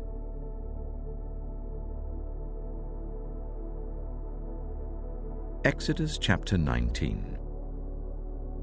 On the first day of the third month, after the Israelites left Egypt, on that very day, they came to the desert of Sinai. After they set out from Rephidim, they entered the desert of Sinai, and Israel camped there in the desert in front of the mountain. Then Moses went up to God, and the Lord called to him from the mountain and said, "This is what you are to say to the descendants of Jacob, and what you are to tell the people of Israel. You yourselves have seen what I did to Egypt, and how I carried you on eagle's wings and brought you to myself. Now, if you obey me fully and keep my covenant, then out of all nations you will be my treasured possession. Although the whole earth is mine, you will be for me a kingdom of priests and a holy nation. These are the words you are to speak to the Israelites." So Moses went back and summoned the elders of the people and set before them all the words the Lord had commanded him to speak. The people all responded together, "We will do everything the Lord has said." So Moses brought their answer back to the Lord. The Lord said to Moses, "I am going to come to you in a dense cloud, so that the people will hear me speaking with you and will always put their trust in you." Then Moses told the Lord what the people had said, and the Lord said to Moses, "Go to the people and consecrate them today and tomorrow. Make them wash their clothes and be ready by the third day, because on that day the Lord will come down on Mount Sinai in the sight of all the people. Put limits for the people around the mountain and tell them, 'Be careful that you do not approach the mountain or touch the foot of it. Whoever touches the mountain is to be put to death. They are to be stoned or shot with arrows. Not a hand is to be laid on them. No person or animal shall be permitted to live. Only when the ram's horn sounds a long blast may they approach the mountain." After Moses had gone down the mountain to the people, he consecrated them, and they washed their clothes. Then he said to the people, "Prepare yourselves for the third day. Abstain from sexual relations." On the morning of the third day, there was thunder and lightning, with a thick cloud over the mountain and a very loud trumpet blast. Everyone in the camp trembled. Then Moses led the people out of the camp to meet with God, and they stood at the foot of the mountain. Mount Sinai was covered with smoke, because the Lord descended on it in fire. The smoke billowed up from it like smoke from a furnace, and the whole mountain trembled violently. As the sound of the trumpet grew louder and louder, Moses spoke, and the voice of God answered him. The Lord descended to the top of Mount Sinai and called Moses to the top of the mountain. So Moses went up, and the Lord said to him, "Go down and warn the people, so they do not force their way through to see the Lord, and many of them perish. Even the priests who approach the Lord must consecrate themselves, or the Lord will break out against them." Moses said to the Lord, The people cannot come up Mount Sinai because you yourself warned us.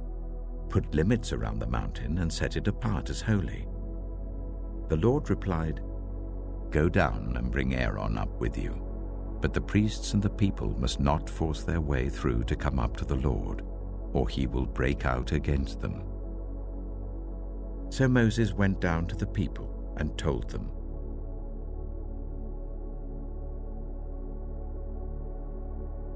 Exodus chapter 20. And God spoke all these words: "I am the Lord your God, who brought you out of Egypt, out of the land of slavery. You shall have no other gods before me. You shall not make for yourself an image in the form of anything in heaven above, or on the earth beneath, or in the waters below. You shall not bow down to them or worship them.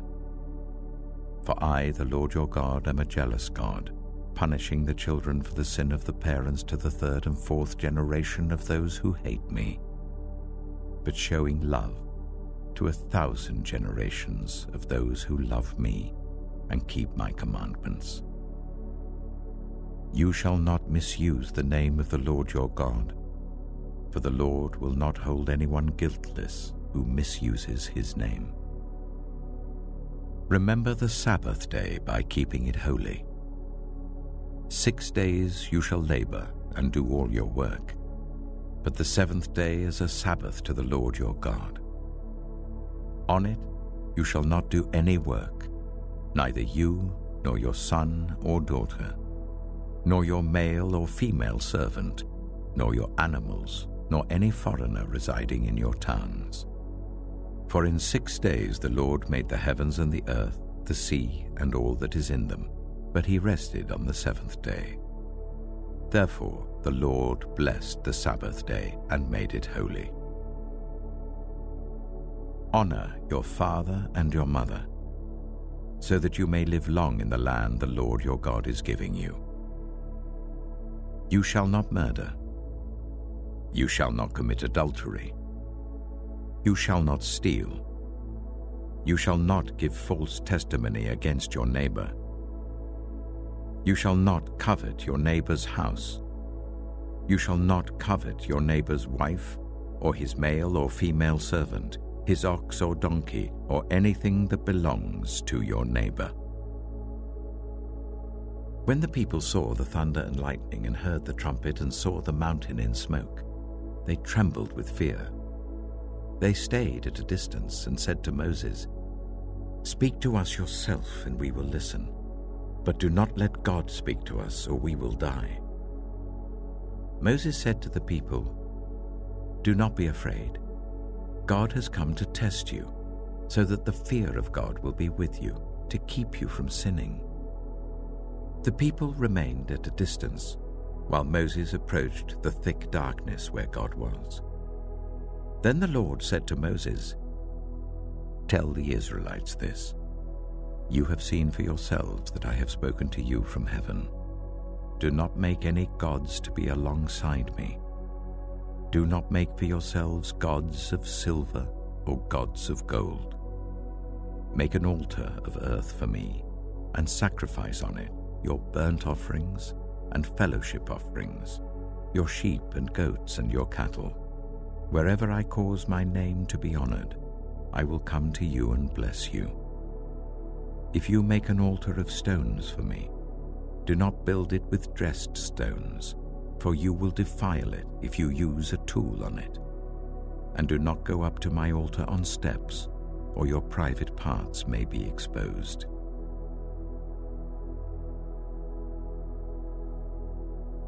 Exodus chapter 21. These are the laws you are to set before them. If you buy a Hebrew servant, he is to serve you for 6 years, but in the 7th year he shall go free without paying anything. If he comes alone, he is to go free alone. But if he has a wife when he comes, she is to go with him. If his master gives him a wife and she bears him sons or daughters, the woman and her children shall belong to her master. and only the man shall go free. But if the servant declares, I love my master and my wife and children, and do not want to go free, then his master must take him before the judges. He shall take him to the door or the doorpost, and pierce his ear with an awl. Then he will be his servant for life. If a man sells his daughter as a servant, she is not to go free as male servants do. If she does not please the master who has selected her for himself, he must let her be redeemed. He has no right to sell her to foreigners, because he has broken faith with her. If he selects her for his son, he must grant her the rights of a daughter. If he marries another woman, he must not deprive the first one of her food, clothing, and marital rights. If he does not provide her with these three things, she is to go free without any payment of money. Anyone who strikes a person with a fatal blow is to be put to death. However, if it is not done intentionally, but God lets it happen, they are to flee to a place I will designate. But if anyone schemes and kills someone deliberately, that person is to be taken from my altar and put to death. Anyone who attacks their father or mother is to be put to death. Anyone who kidnaps someone is to be put to death, whether the victim has been sold or is still in the kidnapper's possession. Anyone who curses their father or mother is to be put to death. If people quarrel and one person hits another with a stone or with their fist, and the victim does not die but is confined to bed, the one who struck the blow will not be held liable if the other can get up and walk around outside with a staff. However, the guilty party must pay the injured person for any loss of time and see that the victim is completely healed. Anyone who beats their male or female slave with a rod must be punished if the slave dies as a direct result. But they are not to be punished if the slave recovers after a day or two, since the slave is their property. If people are fighting and hit a pregnant woman and she gives birth prematurely, but there is no serious injury, the offender must be fined whatever the woman's husband demands and the court allows. But if there is serious injury, you are to take life for life, eye for eye, tooth for tooth, hand for hand, foot for foot, burn for burn, wound for wound, bruise for bruise. An owner who hits a male or female slave in the eye and destroys it must let the slave go free to compensate for the eye. And an owner who knocks out the tooth of a male or female slave must let the slave go free to compensate for the tooth. If a bull gores a man or woman to death, the bull is to be stoned to death, and its meat must not be eaten. But the owner of the bull will not be held responsible. If, however, the bull has had the habit of goring, and the owner has been warned but has not kept it penned up, and it kills a man or woman, the bull is to be stoned, and its owner also is to be put to death. However, if payment is demanded, the owner may redeem his life by the payment of whatever is demanded. This law also applies if the bull gores a son or a daughter. If the bull gores a male or female slave, the owner must pay 30 shekels of silver to the master of the slave, and the bull is to be stoned to death. If anyone uncovers a pit or digs one and fails to cover it and an ox or donkey falls into it, the one who opened the pit must pay the owner for the loss and take the dead animal in exchange. If anyone's bull injures someone else's bull and it dies, the two parties are to sell the live one and divide both the money and the dead animal equally. However, if it was known that the bull had the habit of goring, yet the owner did not keep it penned up, the owner must pay animal for animal and take the dead animal in exchange.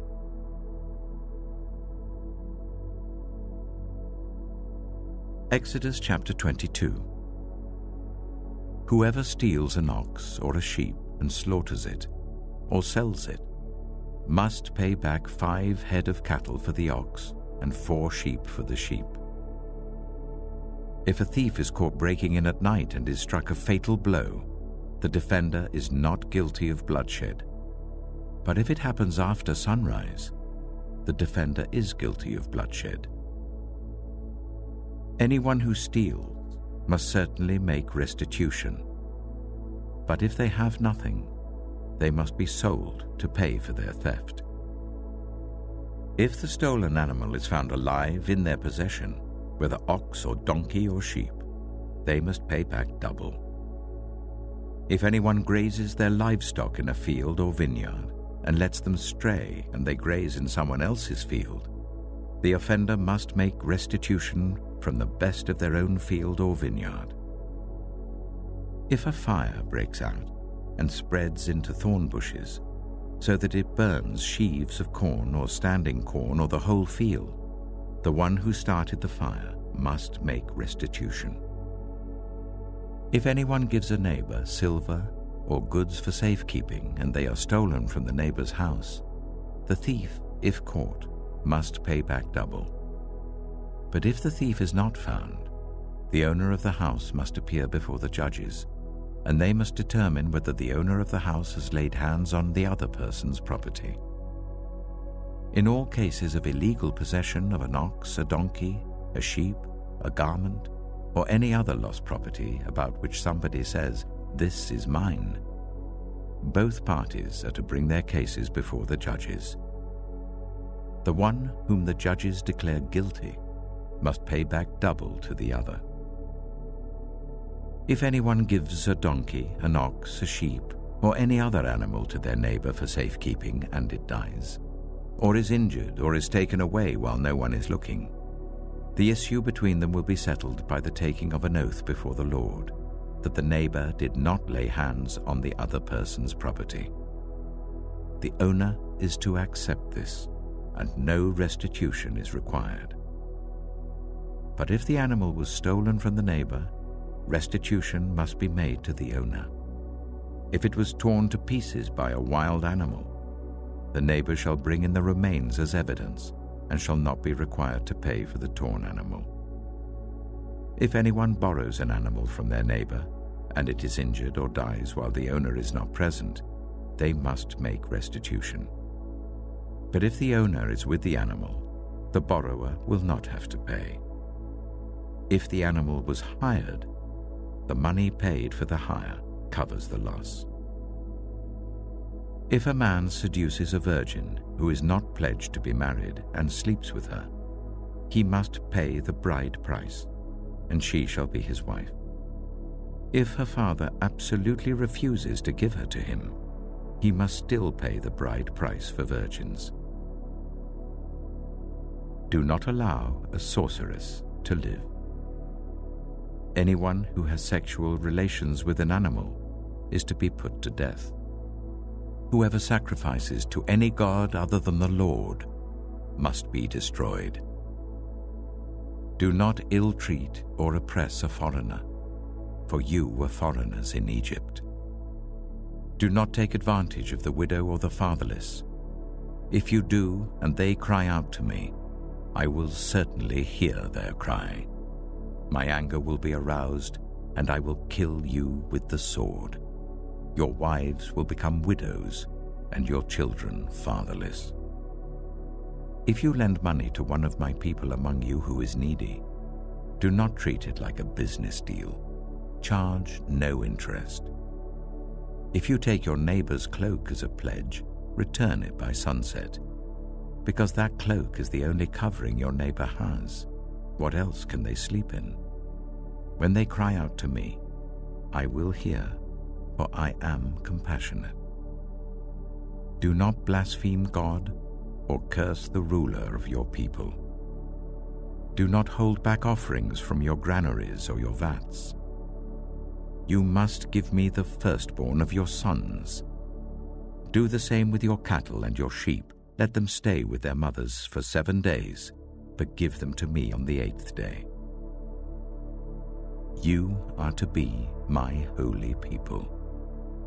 So do not eat the meat of an animal torn by wild beasts.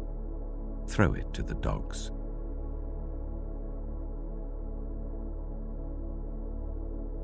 Exodus chapter 23. Do not spread false reports. Do not help a guilty person by being a malicious witness. Do not follow the crowd in doing wrong. When you give testimony in a lawsuit, do not pervert justice by siding with the crowd, and do not show favoritism to a poor person in a lawsuit. If you come across your enemy's ox or donkey wandering off, be sure to return it. If you see the donkey of someone who hates you fallen down under its load, do not leave it there. Be sure you help them with it. Do not deny justice to your poor people in their lawsuits. Have nothing to do with a false charge, and do not put an innocent or honest person to death, for I will not acquit the guilty. Do not accept a bribe, for a bribe blinds those who see and twists the words of the innocent. Do not oppress a foreigner. You yourselves know how it feels to be foreigners, because you were foreigners in Egypt.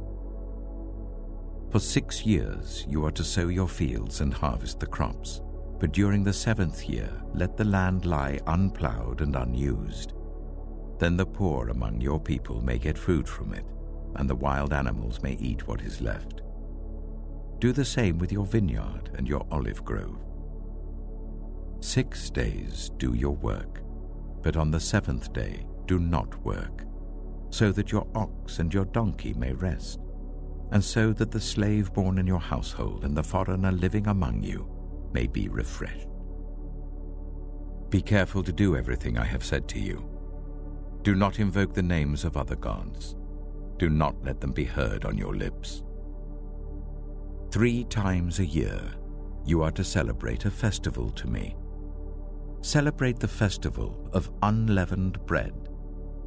For 7 days eat bread made without yeast as I commanded you. Do this at the appointed time in the month of Aviv, for in that month you came out of Egypt. No one is to appear before me empty-handed.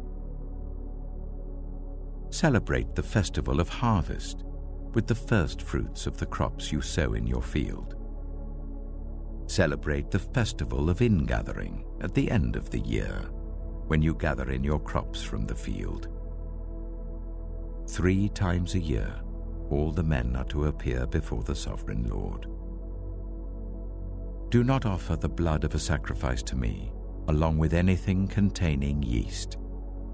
The fat of my festival offerings must not be kept until morning. Bring the best of the first fruits of your soil to the house of the Lord your God.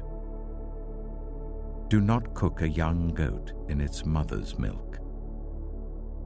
See, I am sending an angel ahead of you to guard you along the way, and to bring you to the place I have prepared. Pay attention to him and listen to what he says. Do not rebel against him. He will not forgive your rebellion, since my name is in him. If you listen carefully to what he says and do all that I say, I will be an enemy to your enemies and will oppose those who oppose you. My angel will go ahead of you and bring you into the land of the Amorites, Hittites, Perizzites, Canaanites, Hivites, and Jebusites, and I will wipe them out. Do not bow down before their gods, or worship them, or follow their practices. You must demolish them and break their sacred stones to pieces. Worship the Lord your God, and his blessing will be on your food and water. I will take away disease from among you, and none will miscarry or be barren in your land. I will give you a full lifespan. I will send my terror ahead of you, and throw into confusion every nation you encounter. I will make all your enemies turn their backs and run. I will send the hornet ahead of you to drive the Hivites, Canaanites, and Hittites out of your way. But I will not drive them out in a single year, because the land would become desolate and the wild animals too numerous for you. Little by little I will drive them out before you, until you have increased enough to take possession of the land. I will establish your borders from the Red Sea to the Mediterranean Sea, and from the desert to the Euphrates River. I will give into your hands the people who live in the land, and you will drive them out before you. Do not make a covenant with them or with their gods. Do not let them live in your land, or they will cause you to sin against me, because the worship of their gods will certainly be a snare to you.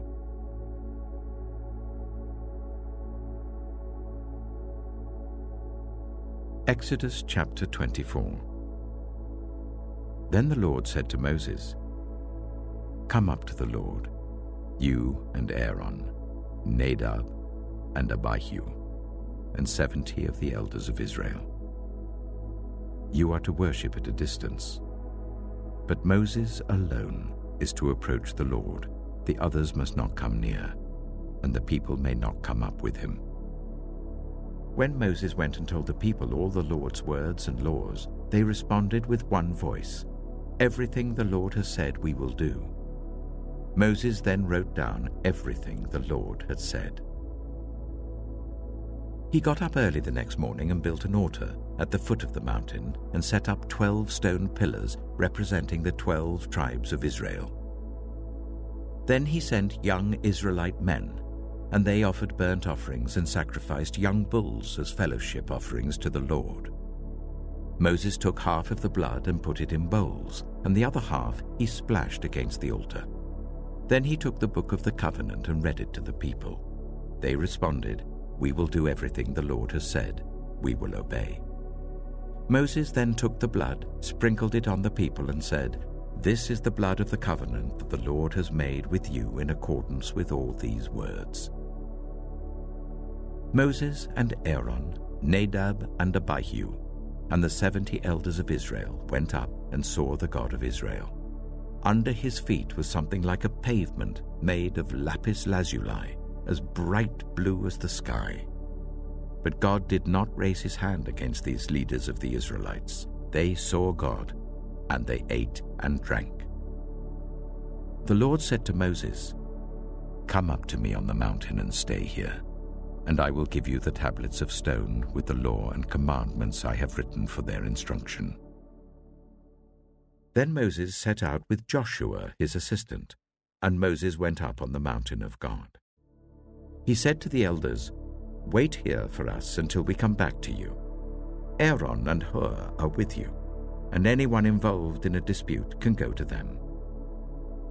When Moses went up on the mountain, the cloud covered it, and the glory of the Lord settled on Mount Sinai.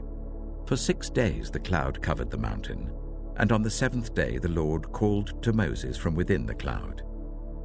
To the Israelites, the glory of the Lord looked like a consuming fire on top of the mountain. Then Moses entered the cloud as he went on up the mountain, and he stayed on the mountain 40 days and 40 nights.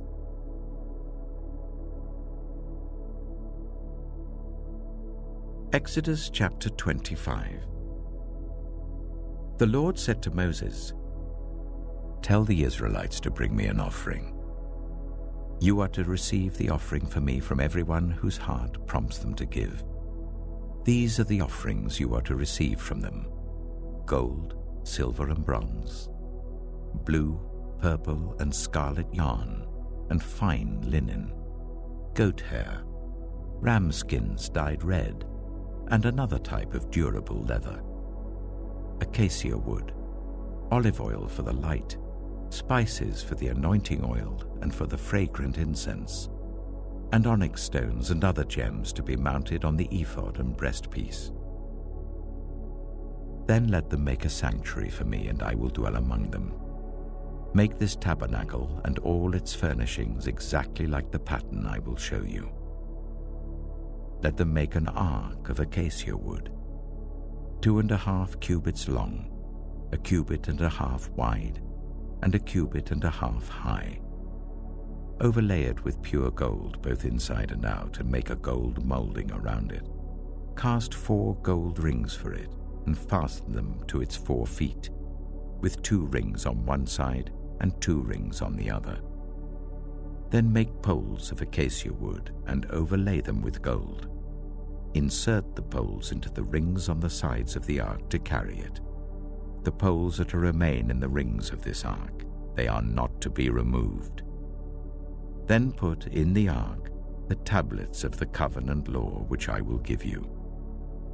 Make an atonement cover of pure gold, 2.5 cubits long and 1.5 cubits wide, and make 2 cherubim out of hammered gold at the ends of the cover. Make 1 cherub on one end and the second cherub on the other. Make the cherubim of one piece with the cover at the 2 ends. The cherubim are to have their wings spread upwards, overshadowing the cover with them. The cherubim are to face each other, looking towards the cover. Place the cover on top of the ark and put in the ark the tablets of the covenant law that I will give you. There, above the cover, between the 2 cherubim that are over the ark of the covenant law, I will meet with you and give you all my commands for the Israelites. Make a table of acacia wood, 2 cubits long, 1 cubit wide, and 1.5 cubits high. Overlay it with pure gold and make a gold molding around it. Also make around it a rim, a handbreadth wide, and put a gold molding on the rim. Make 4 gold rings for the table and fasten them to the 4 corners where the 4 legs are. The rings are to be close to the rim to hold the poles used in carrying the table. Make the poles of acacia wood, overlay them with gold, and carry the table with them. And make its plates and dishes of pure gold, as well as its pitchers and bowls for the pouring out of offerings. Put the bread of the presence on this table, to be before me at all times. Make a lampstand of pure gold. Hammer out its base and shaft, and make its flower-like cups, buds, and blossoms of one piece with them.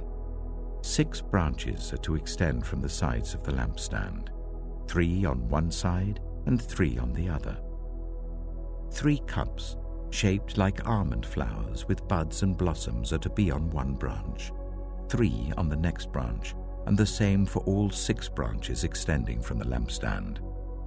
And on the lampstand there are to be 4 cups shaped like almond flowers with buds and blossoms. 1 bud shall be under the first pair of branches extending from the lampstand, a second bud under the second pair, and a third bud under the third pair. 6 branches in all. The buds and branches shall all be of one piece with the lampstand hammered out of pure gold. Then make it 7 lamps and set them up on it so that they light the space in front of it. Its wick trimmers and trays are to be of pure gold. A talent of pure gold is to be used for the lampstand and all these accessories. See that you make them according to the pattern shown you on the mountain.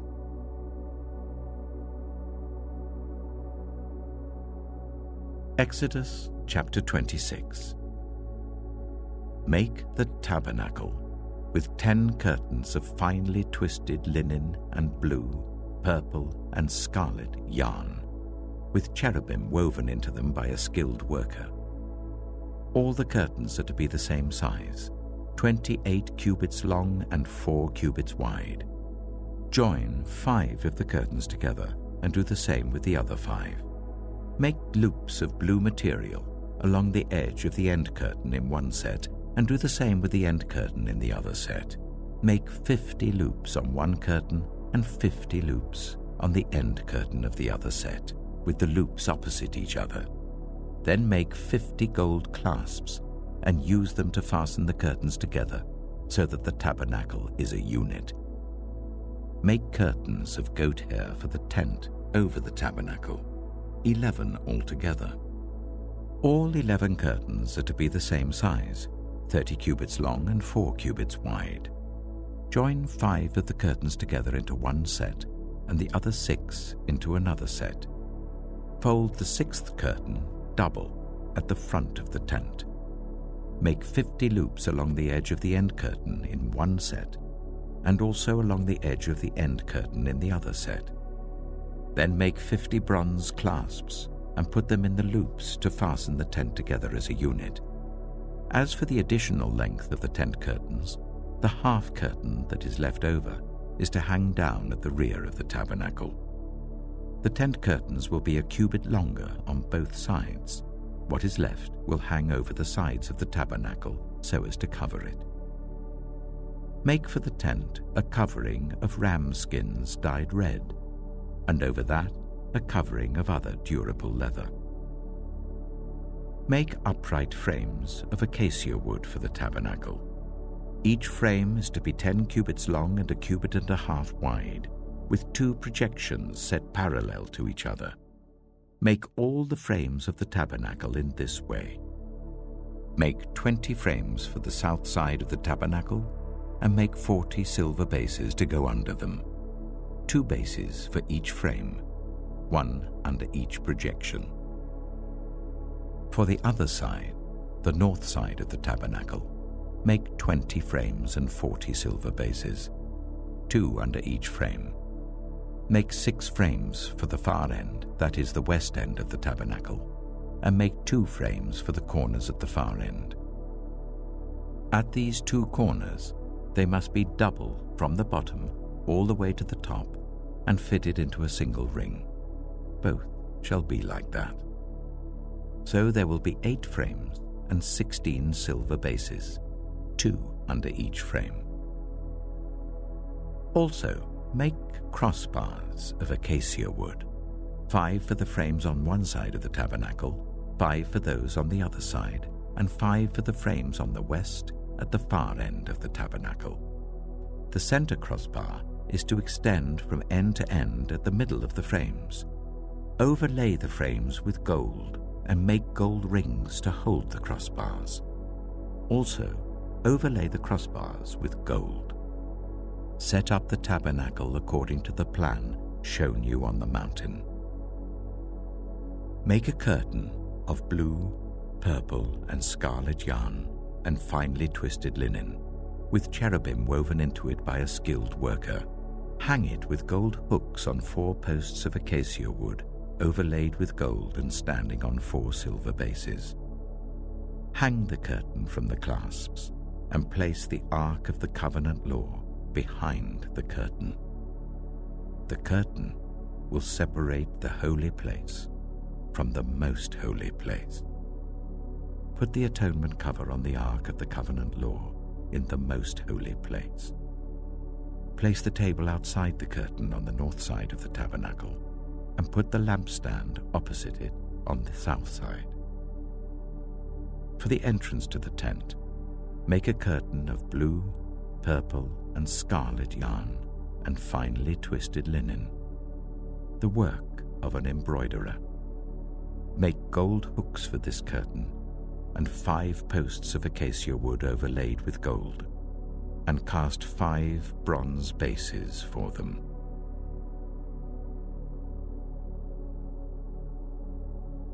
Exodus chapter 27. Build an altar of acacia wood, 3 cubits high. It is to be square, 5 cubits long and 5 cubits wide.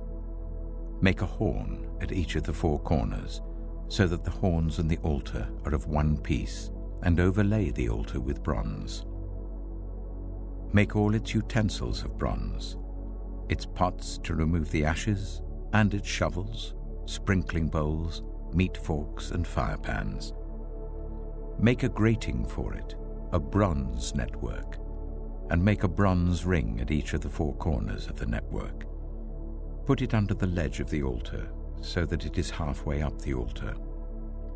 Make poles of acacia wood for the altar and overlay them with bronze. The poles are to be inserted into the rings, so they will be on 2 sides of the altar when it is carried.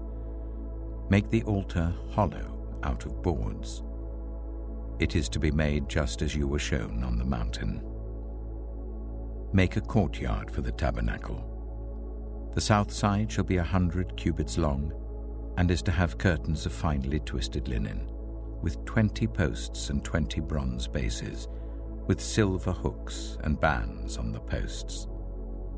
The north side shall also be 100 cubits long, and is to have curtains with 20 posts and 20 bronze bases, and with silver hooks and bands on the posts.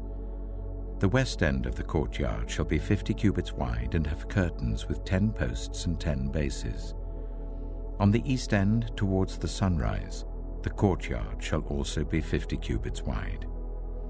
Curtains 15 cubits long are to be on one side of the entrance with 3 posts and 3 bases, and curtains 15 cubits long are to be on the other side with 3 posts and 3 bases.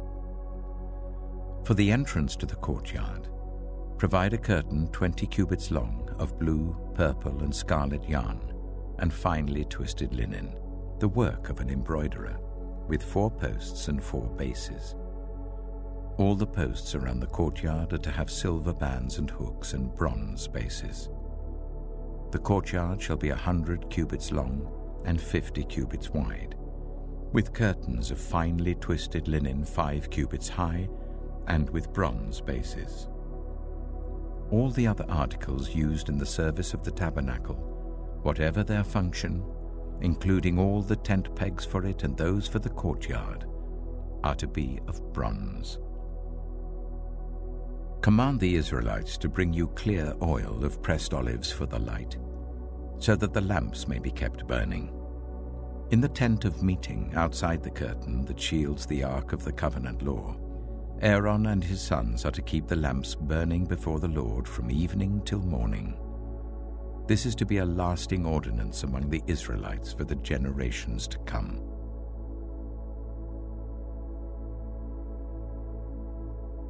Exodus chapter 28. Let Aaron, your brother, be brought to you from among the Israelites, with his sons Nadab and Abihu, Eleazar and Ithamar, so that they may serve me as priests. Make sacred garments for your brother Aaron to give him dignity and honor. Tell all the skilled workers to whom I have given wisdom in such matters that they are to make garments for Aaron, for his consecration, so that he may serve me as priest. These are the garments they are to make: a breastpiece, an ephod, a robe, a woven tunic, a turban, and a sash. They are to make these sacred garments for your brother Aaron and his sons, so that they may serve me as priests. Make them use gold, and blue, purple, and scarlet yarn, and fine linen. Make the ephod of gold, and of blue, purple, and scarlet yarn, and of finely twisted linen, the work of skilled hands. It is to have 2 shoulder pieces attached to 2 of its corners, so that it can be fastened. Its skillfully woven waistband is to be like it, of 1 piece with the ephod, and made with gold, and with blue, purple, and scarlet yarn, and with finely twisted linen. Take 2 onyx stones, and engrave on them the names of the sons of Israel, in the order of their birth, 6 names on one stone, and the remaining 6 on the other. Engrave the names of the sons of Israel on the 2 stones, the way a gem cutter engraves a seal. Then mount the stones in gold filigree settings, and fasten them on the shoulder pieces of the ephod as memorial stones for the sons of Israel. Aaron is to bear the names on his shoulders as a memorial before the Lord. Make gold filigree settings, and 2 braided chains of pure gold like a rope, and attach the chains to the settings. Fashion a breastpiece for making decisions, the work of skilled hands. Make it like the ephod, of gold and of blue, purple, and scarlet yarn, and of finely twisted linen. It is to be square, a span long and a span wide, and folded double. Then mount 4 rows of precious stones on it. The first row shall be carnelian, chrysolite, and beryl. The second row shall be turquoise, lapis lazuli, and emerald. The third row shall be jacinth, agate, and amethyst. The fourth row shall be topaz, onyx, and jasper. Mount them in gold filigree settings. There are to be 12 stones, one for each of the names of the sons of Israel, each engraved like a seal with the name of one of the 12 tribes. For the breastpiece, make braided chains of pure gold like a rope. Make 2 gold rings for it and fasten them to 2 corners of the breastpiece. Fasten the 2 gold chains to the rings at the corners of the breastpiece and the other ends of the chains to the 2 settings, attaching them to the shoulder pieces of the ephod at the front. Make 2 gold rings and attach them to the other 2 corners of the breastpiece on the inside edge next to the ephod. Make 2 more gold rings and attach them to the bottom of the shoulder pieces on the front of the ephod, close to the seam just above the waistband of the ephod. The rings of the breastpiece are to be tied to the rings of the ephod with blue cord, connecting it to the waistband, so that the breastpiece will not swing out from the ephod. Whenever Aaron enters the holy place, he will bear the names of the sons of Israel over his heart on the breastpiece of decision, as a continuing memorial before the Lord. Also put the Urim and the Thummim in the breastpiece, so they may be over Aaron's heart whenever he enters the presence of the Lord. Thus Aaron will always bear the means of making decisions for the Israelites over his heart before the Lord. Make the robe of the ephod entirely out of blue cloth, with an opening for the head in its center. There shall be a woven edge like a collar around this opening, so that it will not tear. Make pomegranates of blue, purple, and scarlet yarn around the hem of the robe, with gold bells between them. The gold bells and the pomegranates are to alternate round the hem of the robe. Aaron must wear it when he ministers. The sound of the bells will be heard when he enters the holy place before the Lord and when he comes out, so that he will not die. Make a plate of pure gold and engrave on it as on a seal, "Holy to the Lord." Fasten a blue cord to it to attach it to the turban. It is to be on the front of the turban. It will be on Aaron's forehead, and he will bear the guilt involved in the sacred gifts the Israelites consecrate, whatever their gifts may be. It will be on Aaron's forehead continually, so that they will be acceptable to the Lord. Weave the tunic of fine linen and make the turban of fine linen. The sash is to be the work of an embroiderer. Make tunics, sashes, and caps for Aaron's sons to give them dignity and honor. After you put these clothes on your brother Aaron and his sons, anoint and ordain them. Consecrate them so they may serve me as priests.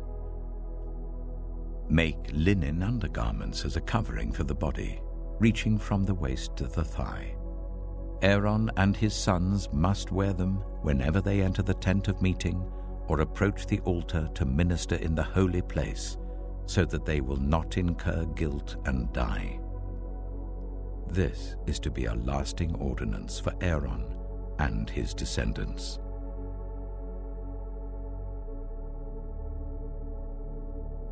Exodus chapter 29.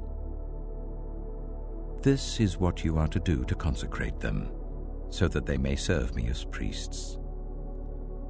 Take a young bull and 2 rams without defect, and from the finest wheat flour make round loaves without yeast, thick loaves without yeast, and with olive oil mixed in, and thin loaves without yeast, and brushed with olive oil.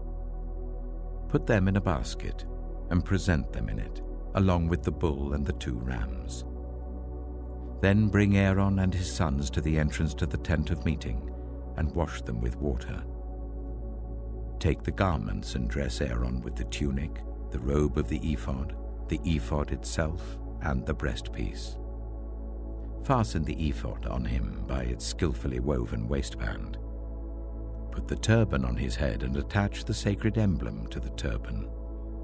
Take the anointing oil and anoint him by pouring it on his head. Bring his sons and dress them in tunics and fasten caps on them. Then tie sashes on Aaron and his sons. The priesthood is theirs by a lasting ordinance. Then you shall ordain Aaron and his sons. Bring the bull to the front of the tent of meeting, and Aaron and his sons shall lay their hands on its head. Slaughter it in the Lord's presence at the entrance to the tent of meeting. Take some of the bull's blood and put it on the horns of the altar with your finger, and pour out the rest of it at the base of the altar. Then take all the fat of the internal organs, the covering of the liver and both kidneys with the fat on them, and burn them on the altar. But burn the bull's flesh and its hide and its intestines outside the camp. It is a sin offering. Take one of the rams, and Aaron and his sons shall lay their hands on its head. Slaughter it, and take the blood and splash it against the sides of the altar. Cut the ram into pieces, and wash the internal organs and the legs, putting them with the head and the other pieces. Then burn the entire ram on the altar. It is a burnt offering to the Lord, a pleasing aroma, a food offering presented to the Lord. Take the other ram, and Aaron and his sons shall lay their hands on its head. Slaughter it, take some of its blood, and put it on the lobes of the right ears of Aaron and his sons, on the thumbs of their right hands, and on the big toes of their right feet. Then splash blood against the sides of the altar. And take some of the blood on the altar and some of the anointing oil and sprinkle it on Aaron and his garments, and on his sons and their garments. Then he and his sons and their garments will be consecrated. Take from this ram the fat tail, the fat on the internal organs, the covering of the liver, both kidneys with the fat on them, and the right thigh. This is the ram for the ordination. From the basket of bread made without yeast, which is before the Lord, take 1 round loaf, 1 thick loaf with olive oil mixed in, and 1 thin loaf. Put all these in the hands of Aaron and his sons, and wave them before the Lord as a wave offering. Then take them from their hands, and burn them on the altar along with the burnt offering, for a pleasing aroma to the Lord, a food offering presented to the Lord. After you take the breast of the ram for Aaron's ordination, wave it before the Lord as a wave offering, and it will be your share. Consecrate those parts of the ordination ram that belong to Aaron and his sons, the breast that was waved and the thigh that was presented. This is always to be the regular share from the Israelites for Aaron and his sons. It is the contribution the Israelites are to make to the Lord from their fellowship offerings. Aaron's sacred garments will belong to his descendants, so that they can be anointed and ordained in them. The son who succeeds him as priest and comes to the tent of meeting to minister in the holy place is to wear them 7 days. Take the ram for the ordination and cook the meat in a sacred place. At the entrance to the tent of meeting, Aaron and his sons are to eat the meat of the ram and the bread that is in the basket. They are to eat these offerings by which atonement was made for their ordination and consecration. But no one else may eat them, because they are sacred. And if any of the meat of the ordination ram or any bread is left over till morning, burn it up. It must not be eaten because it is sacred. Do for Aaron and his sons everything I have commanded you, taking 7 days to ordain them. Sacrifice a bull each day as a sin offering to make atonement. Purify the altar by making atonement for it and anoint it to consecrate it. For 7 days make atonement for the altar and consecrate it. Then the altar will be most holy, and whatever touches it will be holy. This is what you are to offer on the altar regularly each day: 2 lambs a year old. Offer one in the morning and the other at twilight. With the first lamb, offer 1/10 of an ephah of the finest flour, mixed with 1/4 of a hin of oil from pressed olives, and 1/4 of a hin of wine as a drink offering. Sacrifice the other lamb at twilight with the same grain offering and its drink offering as in the morning, a pleasing aroma, a food offering presented to the Lord. For the generations to come, this burnt offering is to be made regularly at the entrance to the tent of meeting before the Lord. There I will meet you and speak to you. There also I will meet with the Israelites, and the place will be consecrated by my glory. So I will consecrate the tent of meeting and the altar, and will consecrate Aaron and his sons to serve me as priests. Then I will dwell among the Israelites and be their God. They will know that I am the Lord their God, who brought them out of Egypt so that I might dwell among them. I am the Lord their God.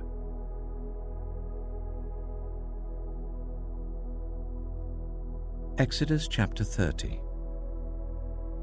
Make an altar of acacia wood for burning incense. It is to be square, 1 cubit long and 1 cubit wide and 2 cubits high, its horns of 1 piece with it. Overlay the top and all the sides and the horns with pure gold, and make a gold molding around it. Make 2 gold rings for the altar below the molding, 2 on each of the opposite sides to hold the poles used to carry it. Make the poles of acacia wood and overlay them with gold. Put the altar in front of the curtain that shields the Ark of the Covenant Law, before the atonement cover that is over the tablets of the Covenant Law, where I will meet with you. Aaron must burn fragrant incense on the altar every morning when he tends the lamps. He must burn incense again when he lights the lamps at twilight, so that incense will burn regularly before the Lord for the generations to come. Do not offer on this altar any other incense or any burnt offering or grain offering, and do not pour a drink offering on it. Once a year, Aaron shall make atonement on its horns. This annual atonement must be made with the blood of the atoning sin offering for the generations to come. It is most holy to the Lord. Then the Lord said to Moses, "When you take a census of the Israelites to count them, each one must pay the Lord a ransom for his life at the time he is counted. Then no plague will come on them when you number them. Each one who crosses over to those already counted is to give a half shekel according to the sanctuary shekel, which weighs 20 girams. This half shekel is an offering to the Lord. All who cross over, those 20 years old or more, are to give an offering to the Lord.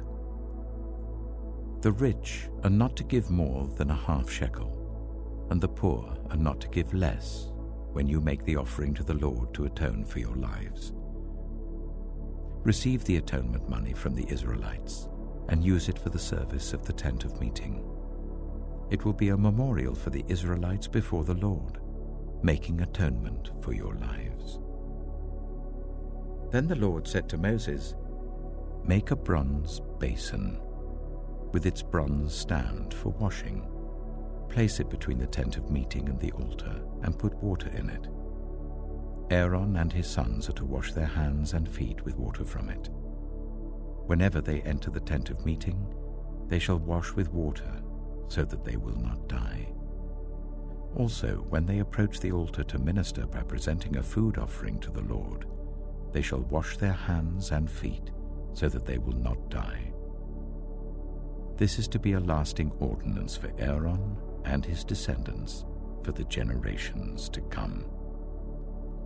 Then the Lord said to Moses, "Take the following fine spices: 500 shekels of liquid myrrh, half as much, that is 250 shekels, of fragrant cinnamon, 250 shekels of fragrant calamus, 500 shekels of cassia, all according to the sanctuary shekel, and a hin of olive oil.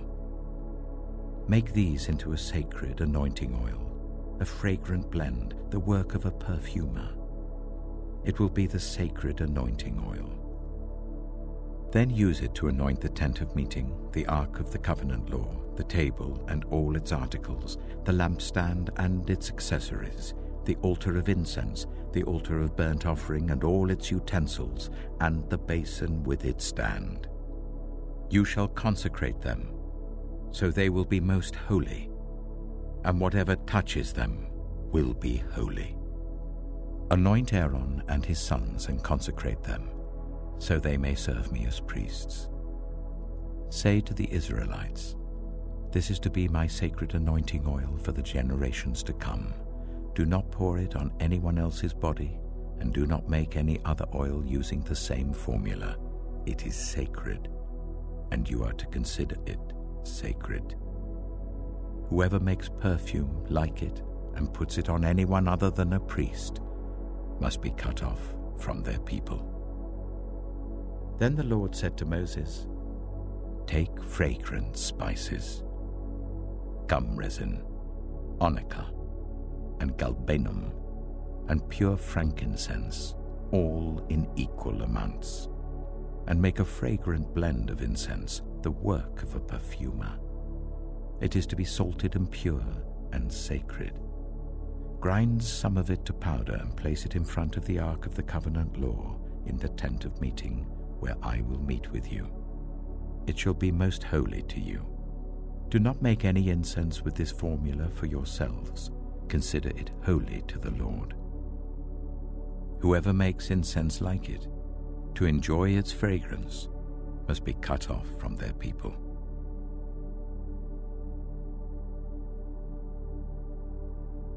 Exodus chapter 31.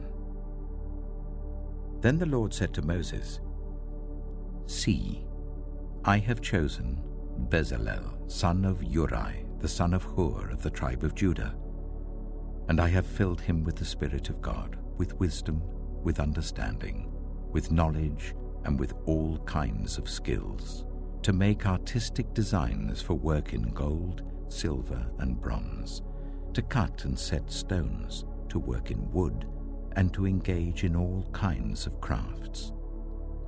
Moreover, I have appointed Aholiab, son of Ahisamach of the tribe of Dan, to help him.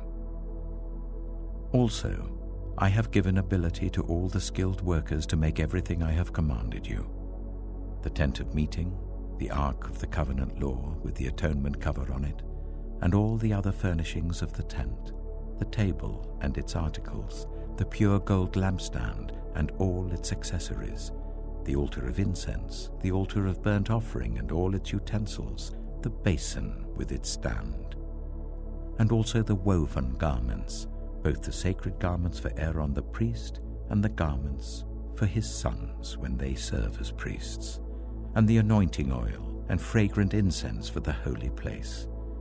They are to make them just as I commanded you." Then the Lord said to Moses, "Say to the Israelites, you must observe my Sabbaths. This will be a sign between me and you for the generations to come, so that you may know that I am the Lord who makes you holy. Observe the Sabbath because it is holy to you. Anyone who desecrates it is to be put to death. Those who do any work on that day must be cut off from their people. For 6 days work is to be done, but the 7th day is a day of Sabbath rest, holy to the Lord. Whoever does any work on the Sabbath day is to be put to death. The Israelites are to observe the Sabbath, celebrating it for the generations to come as a lasting covenant. It will be a sign between me and the Israelites forever. For in 6 days the Lord made the heavens and the earth, and on the seventh day he rested and was refreshed. When the Lord finished speaking to Moses on Mount Sinai, he gave him the 2 tablets of the covenant law, the tablets of stone inscribed by the finger of God.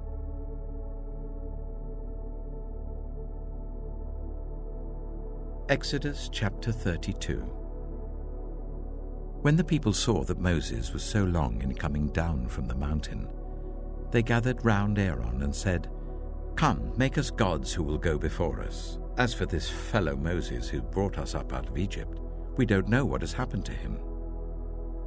Aaron answered them, "Take off the gold earrings that your wives, your sons, and your daughters are wearing, and bring them to me." So all the people took off their earrings and brought them to Aaron.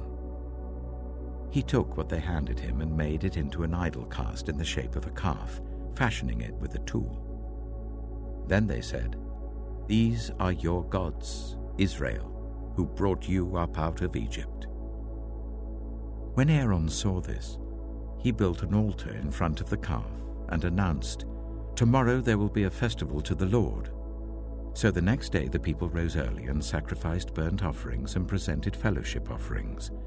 Afterwards they sat down to eat and drink and got up to indulge in revelry.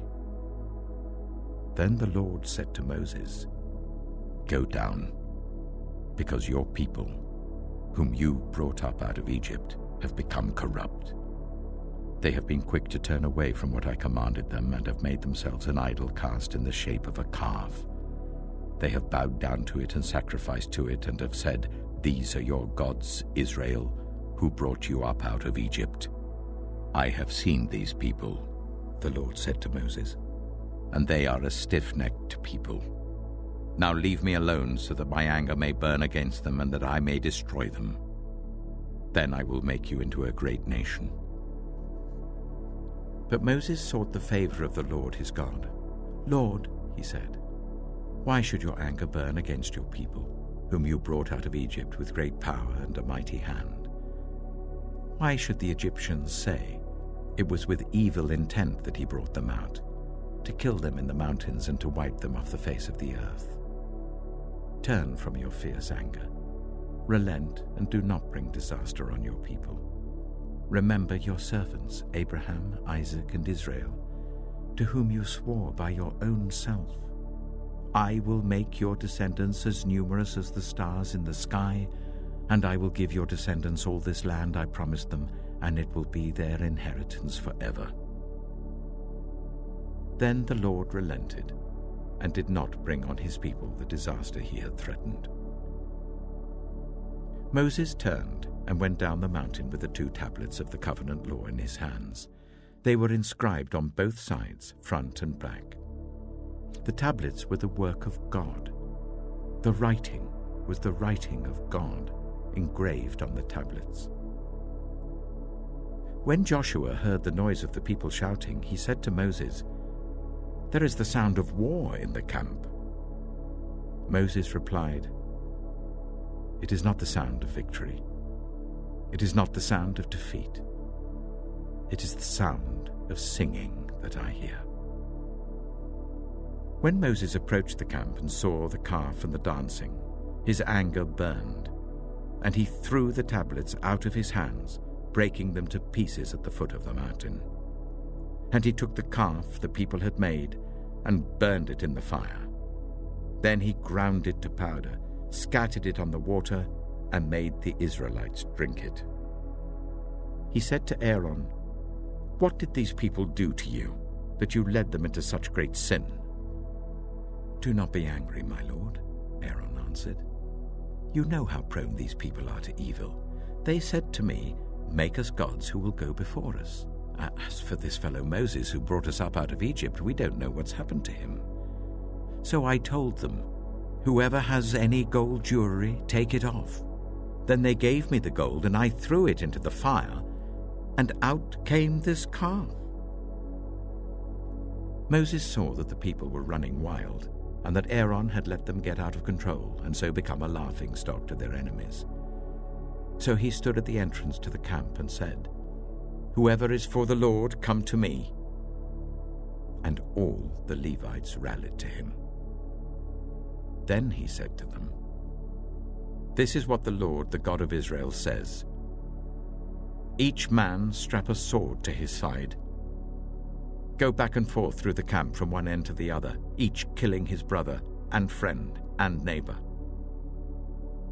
The Levites did as Moses commanded, and that day about 3,000 of the people died. Then Moses said, "You have been set apart to the Lord today, for you are against your own sons and brothers, and he has blessed you this day." The next day Moses said to the people, "You have committed a great sin, but now I will go up to the Lord. Perhaps I can make atonement for your sin." So Moses went back to the Lord and said, "Oh, what a great sin these people have committed. They have made themselves gods of gold. But now, please, forgive their sin. But if not, then blot me out of the book you have written." The Lord replied to Moses, "Whoever has sinned against me, I will blot out of my book. Now go, lead the people to the place I spoke of, and my angel will go before you. However, when the time comes for me to punish, I will punish them for their sin."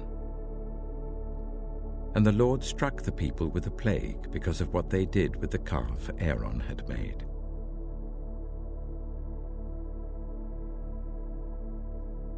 Exodus chapter 33. Then the Lord said to Moses, "Leave this place, you and the people you brought up out of Egypt, and go up to the land I promised on oath to Abraham, Isaac, and Jacob, saying, 'I will give it to your descendants. I will send an angel before you and drive out the Canaanites, Amorites, Hittites, Perizzites, Hivites, and Jebusites. Go up to the land flowing with milk and honey. But I will not go with you, because you are a stiff-necked people, and I might destroy you on the way.'" When the people heard these distressing words, they began to mourn, and no one put on any ornaments. For the Lord had said to Moses, "Tell the Israelites, you are a stiff-necked people. If I were to go with you even for a moment, I might destroy you. Now take off your ornaments, and I will decide what to do with you." So the Israelites stripped off their ornaments at Mount Horeb. Now Moses used to take a tent and pitch it outside the camp some distance away, calling it the tent of meeting. Anyone inquiring of the Lord would go to the tent of meeting outside the camp. And whenever Moses went out to the tent, all the people rose and stood at the entrances to their tents, watching Moses until he entered the tent. As Moses went into the tent, the pillar of cloud would come down and stay at the entrance while the Lord spoke with Moses. Whenever the people saw the pillar of cloud standing at the entrance to the tent, they all stood and worshipped, each at the entrance to their tent. The Lord would speak to Moses face to face, as one speaks to a friend. Then Moses would return to the camp, but his young assistant Joshua, son of Nun, did not leave the tent. Moses said to the Lord, "You have been telling me, 'Lead these people.' But you have not let me know whom you will send with me. You have said, 'I know you by name, and you have found favor with me.' If you are pleased with me, teach me your ways, so I may know you and continue to find favor with you. Remember that this nation is your people." The Lord replied, "My presence will go with you, and I will give you rest." Then Moses said to him, "If your presence does not go with us, do not send us up from here. How will anyone know that you are pleased with me and with your people unless you go with us? What else will distinguish me and your people from all the other people on the face of the earth?" And the Lord said to Moses, I will do the very thing you have asked, because I am pleased with you, and I know you by name. Then Moses said, Now show me your glory. And the Lord said, I will cause all my goodness to pass in front of you, and I will proclaim my name, the Lord, in your presence. I will have mercy on whom I will have mercy, and I will have compassion on whom I will have compassion. But, he said, you cannot see my face, for no one may see me and live. Then the Lord said, There is a place near me where you may stand on a rock. When my glory passes by, I will put you in a cleft in the rock and cover you with my hand until I have passed by. Then I will remove my hand, and you will see my back, but my face must not be seen.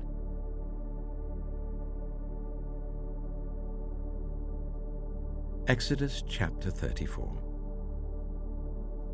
The Lord said to Moses, Chisel out 2 stone tablets like the first ones, and I will write on them the words that were on the first tablets which you broke.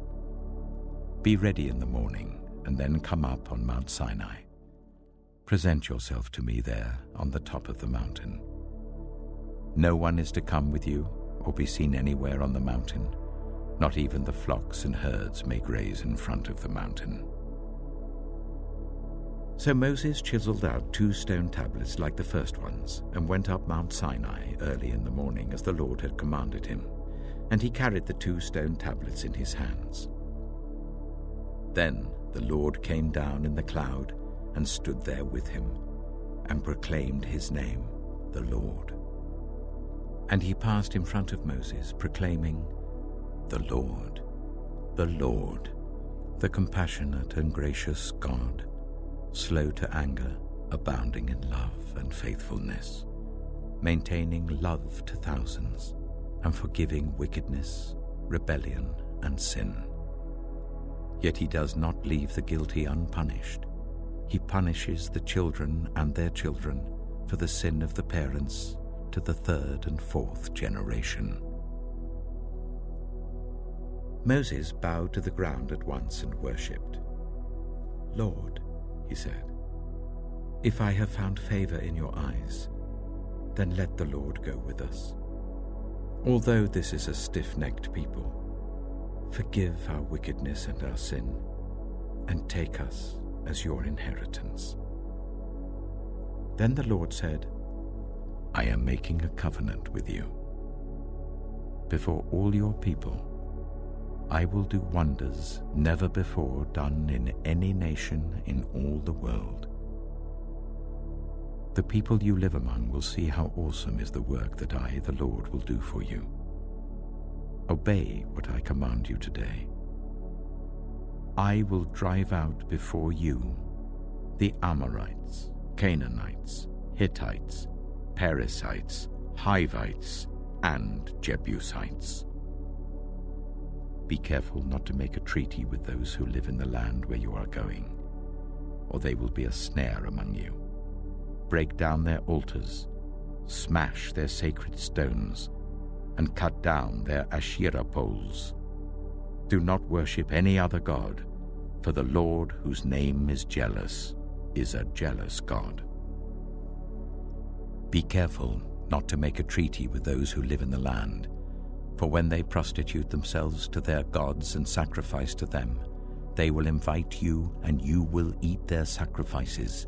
And when you choose some of their daughters as wives for your sons, and those daughters prostitute themselves to their gods, they will lead your sons to do the same. Do not make any idols. Celebrate the festival of unleavened bread. For 7 days eat bread made without yeast as I commanded you.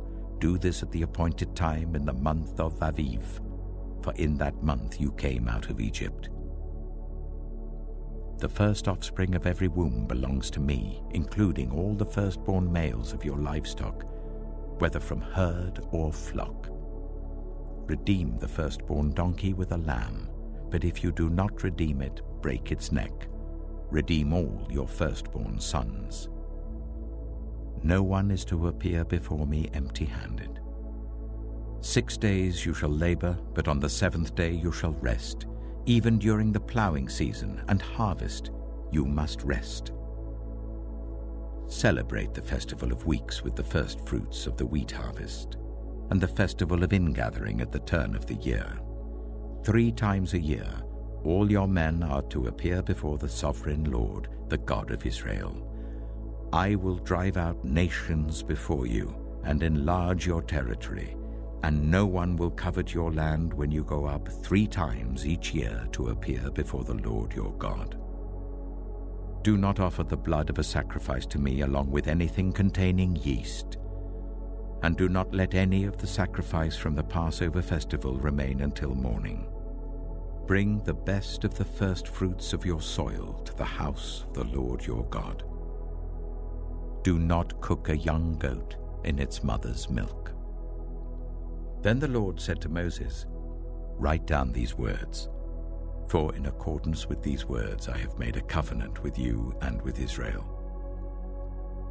Moses was there with the Lord 40 days and 40 nights without eating bread or drinking water, and he wrote on the tablets the words of the covenant, the 10 Commandments.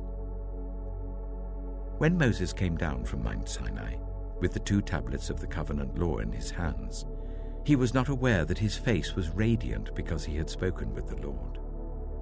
When Aaron and all the Israelites saw Moses, his face was radiant, and they were afraid to come near him. But Moses called to them. So Aaron and all the leaders of the community came back to him, and he spoke to them. Afterwards all the Israelites came near him, and he gave them all the commands the Lord had given him on Mount Sinai. When Moses finished speaking to them, he put a veil over his face. But whenever he entered the Lord's presence to speak with him, he removed the veil until he came out. And when he came out and told the Israelites what he had been commanded, they saw that his face was radiant. Then Moses would put the veil back over his face until he went in to speak with the Lord.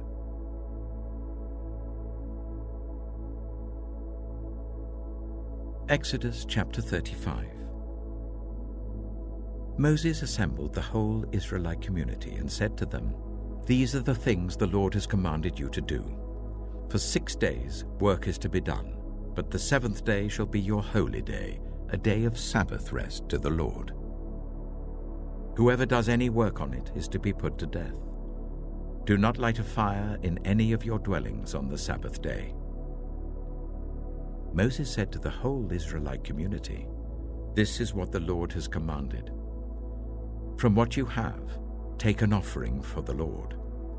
Everyone who is willing is to bring to the Lord an offering of gold, silver, and bronze, blue, purple, and scarlet yarn and fine linen, goat hair, ram skins dyed red, and another type of durable leather, acacia wood, olive oil for the light, spices for the anointing oil and for the fragrant incense, and onyx stones and other gems to be mounted on the ephod and breastpiece.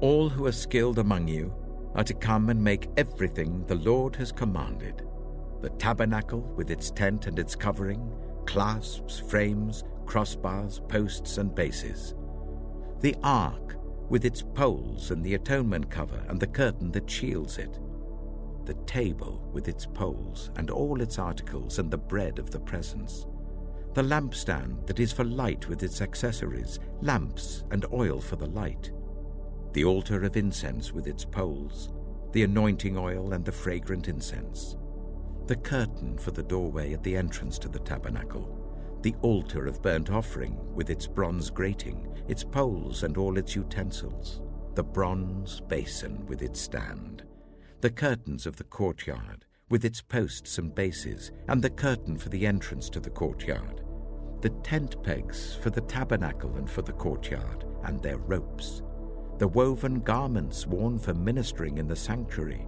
both the sacred garments for Aaron the priest and the garments for his sons when they serve as priests. Then the whole Israelite community withdrew from Moses' presence. And everyone who was willing and whose heart moved them came and brought an offering to the Lord for the work on the tent of meeting, for all its service, and for the sacred garments. All who were willing, men and women alike, came and brought gold jewelry of all kinds, brooches, earrings, rings, and ornaments. They all presented their gold as a wave offering to the Lord. Everyone who had blue, purple, or scarlet yarn, or fine linen, or goat hair, ram skins dyed red, or other durable leather brought them. Those presenting an offering of silver or bronze brought it as an offering to the Lord, and everyone who had acacia wood for any part of the work brought it. Every skilled woman spun with her hands and brought what she had spun, blue, purple, or scarlet yarn, or fine linen. And all the women who were willing and had the skill spun the goat hair. The leaders brought onyx stones and other gems to be mounted on the ephod and breastpiece. They also brought spices and olive oil for the light, and for the anointing oil, and for the fragrant incense. All the Israelite men and women who were willing brought to the Lord free will offerings for all the work the Lord, through Moses, had commanded them to do. Then Moses said to the Israelites, "See, the Lord has chosen Bezalel, son of Uri, the son of Hur, of the tribe of Judah, and he has filled him with the Spirit of God, with wisdom, with understanding, with knowledge, and with all kinds of skills, to make artistic designs for work in gold, silver, and bronze, to cut and set stones, to work in wood, and to engage in all kinds of artistic crafts. And he has given both him and Aholiab, son of Ahisamach of the tribe of Dan, the ability to teach others. He has filled them with skill to do all kinds of work as engravers, designers, embroiderers in blue, purple, and scarlet yarn and fine linen, and weavers, all of them skilled workers and designers."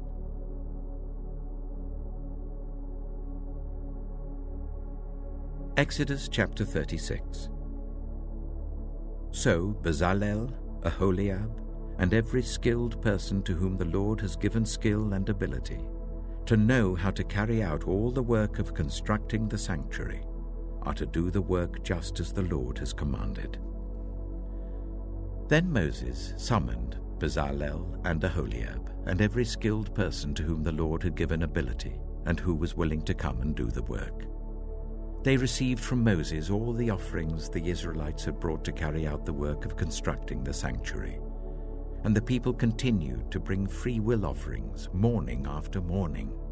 So all the skilled workers who were doing all the work on the sanctuary left what they were doing and said to Moses, "The people are bringing more than enough for doing the work the Lord commanded to be done." Then Moses gave an order, and they sent this word throughout the camp: "No man or woman is to make anything else as an offering for the sanctuary." And so the people were restrained from bringing more, because what they already had was more than enough to do all the work. All those who were skilled among the workers made the tabernacle with 10 curtains of finely twisted linen and blue, purple, and scarlet yarn, with cherubim woven into them by expert hands. All the curtains were the same size, 28 cubits long and 4 cubits wide. They joined 5 of the curtains together and did the same with the other 5. Then they made loops of blue material along the edge of the end curtain in one set, and the same was done with the end curtain in the other set. They also made 50 loops on one curtain and 50 loops on the end curtain of the other set, with the loops opposite each other. Then they made 50 gold clasps and used them to fasten the 2 sets of curtains together, so that the tabernacle was a unit. They made curtains of goat hair for the tent over the tabernacle, 11 altogether. All 11 curtains were the same size, 30 cubits long and 4 cubits wide. They joined 5 of the curtains into one set, and the other 6 into another set. Then they made 50 loops along the edge of the end curtain in one set, and also along the edge of the end curtain in the other set. They made 50 bronze clasps to fasten the tent together as a unit. Then they made for the tent a covering of ram skins dyed red, and over that a covering of other durable leather. They made upright frames of acacia wood for the tabernacle. Each frame was 10 cubits long and 1.5 cubits wide, with 2 projections set parallel to each other. They made all the frames of the tabernacle in this way. They made 20 frames for the south side of the tabernacle and made 40 silver bases to go under them, 2 bases for each frame, 1 under each projection. For the other side, the north side of the tabernacle, they made 20 frames and 40 silver bases, 2 under each frame. They made 6 frames for the far end, that is, the west end of the tabernacle, and 2 frames were made for the corners of the tabernacle at the far end. At these 2 corners, the frames were double from the bottom all the way to the top and fitted into a single ring. Both were made alike. So there were 8 frames and 16 silver bases, 2 under each frame. They also made crossbars of acacia wood, 5 for the frames on one side of the tabernacle, 5 for those on the other side, and 5 for the frames on the west, at the far end of the tabernacle. They made the center crossbar so that it extended from end to end at the middle of the frames. They overlaid the frames with gold and made gold rings to hold the crossbars. They also overlaid the crossbars with gold. They made the curtain of blue, purple, and scarlet yarn and finely twisted linen, with cherubim woven into it by a skilled worker. They made 4 posts of acacia wood for it, and overlaid them with gold. They made gold hooks for them, and cast their 4 silver bases. For the entrance to the tent, they made a curtain of blue, purple, and scarlet yarn and finely twisted linen, the work of an embroiderer. And they made 5 posts with hooks for them. They overlaid the tops of the posts and their bands with gold, and made their 5 bases of bronze.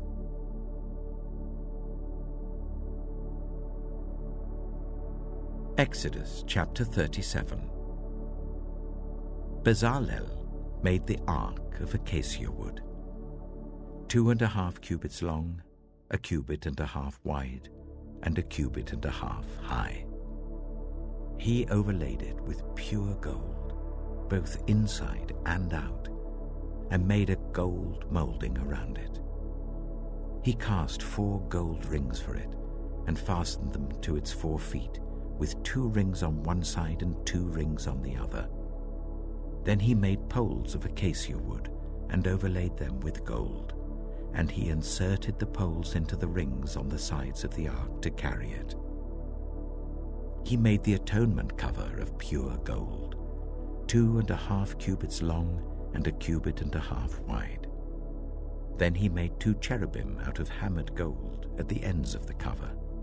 He made 1 cherub on one end and the second cherub on the other. At the 2 ends, he made them of one piece with the cover. The cherubim had their wings spread upwards, overshadowing the cover with them. The cherubim faced each other, looking towards the cover. They made the table of acacia wood, 2 cubits long, 1 cubit wide, and 1.5 cubits high. Then they overlaid it with pure gold and made a gold molding around it. They also made around it a rim, a handbreadth wide, and put a gold molding on the rim. They cast 4 gold rings for the table and fastened them to the 4 corners where the 4 legs were. The rings were put close to the rim to hold the poles used in carrying the table. The poles for carrying the table were made of acacia wood and were overlaid with gold. And they made from pure gold the articles for the table, its plates and dishes and bowls and its pitchers for the pouring out of drink offerings. They made the lampstand of pure gold. They hammered out its base and shaft and made its flower-like cups, buds and blossoms of one piece with them. 6 branches extended from the sides of the lampstand, 3 on one side and 3 on the other. 3 cups shaped like almond flowers with buds and blossoms were on one branch, 3 on the next branch, and the same for all 6 branches extending from the lampstand. And on the lampstand were 4 cups shaped like almond flowers with buds and blossoms. 1 bud was under the first pair of branches extending from the lampstand, a 2nd bud under the 2nd pair, and a 3rd bud under the 3rd pair, 6 branches in all. The buds and the branches were all of one piece with the lampstand, hammered out of pure gold. They made its 7 lamps, as well as its wick trimmers and trays, of pure gold. They made the lampstand and all its accessories from 1 talent of pure gold. They made the altar of incense out of acacia wood. It was square, a cubit long and a cubit wide and 2 cubits high, its horns of one piece with it. They overlaid the top and all the sides and the horns with pure gold and made a gold molding around it. They made 2 gold rings below the molding, 2 on each of the opposite sides to hold the poles used to carry it. They made the poles of acacia wood and overlaid them with gold. They also made the sacred anointing oil and the pure, fragrant incense, the work of a perfumer.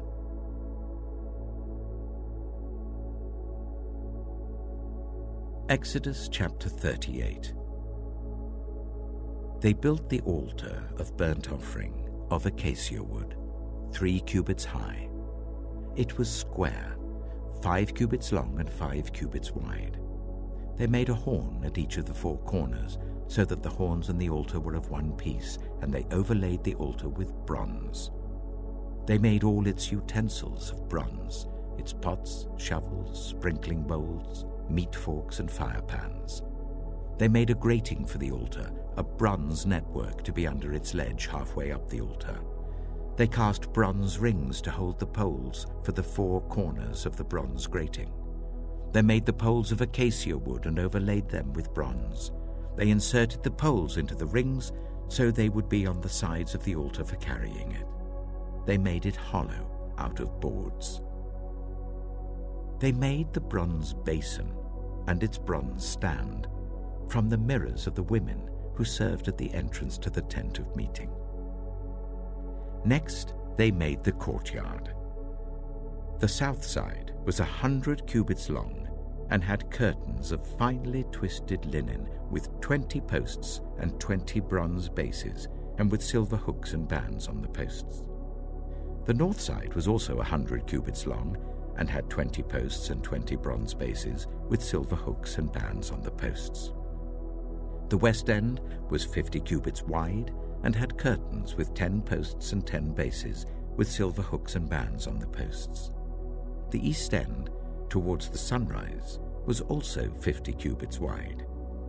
Curtains 15 cubits long were on one side of the entrance with 3 posts and 3 bases, and curtains 15 cubits long were on the other side of the entrance to the courtyard with 3 posts and 3 bases. All the curtains around the courtyard were of finely twisted linen. The bases for the posts were bronze. The hooks and bands on the posts were silver, and their tops were overlaid with silver. So all the posts of the courtyard had silver bands.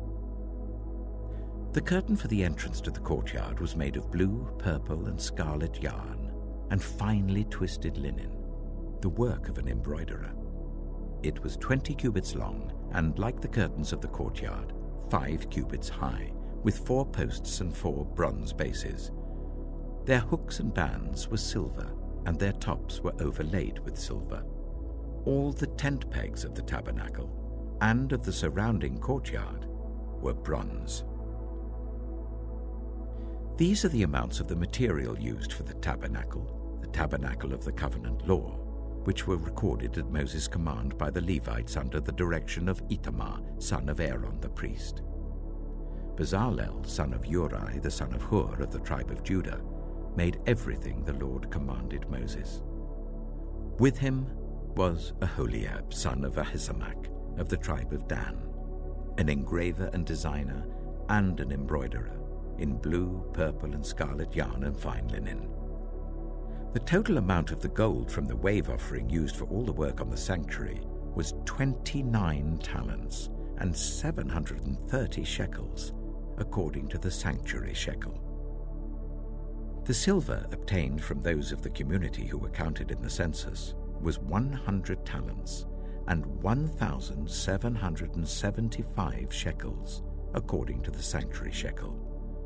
1 beaker per person, that is half a shekel, according to the sanctuary shekel, from everyone who had crossed over to those counted 20 years old or more, a total of 603,550 men. The 100 talents of silver were used to cast the bases for the sanctuary and for the curtain. 100 bases from the 100 talents, 1 talent for each base. They used the 1,775 shekels to make the hooks for the posts, to overlay the tops of the posts, and to make their bands. The bronze from the wave offering was 70 talents and 2,400 shekels. They used it to make the bases for the entrance to the tent of meeting, the bronze altar with its bronze grating and all its utensils, the bases for the surrounding courtyard and those for its entrance, and all the tent pegs for the tabernacle and those for the surrounding courtyard.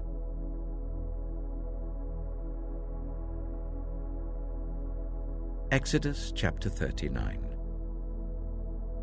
From the blue, purple, and scarlet yarn, they made woven garments for ministering in the sanctuary. They also made sacred garments for Aaron, as the Lord commanded Moses. They made the ephod of gold and of blue, purple, and scarlet yarn, and of finely twisted linen.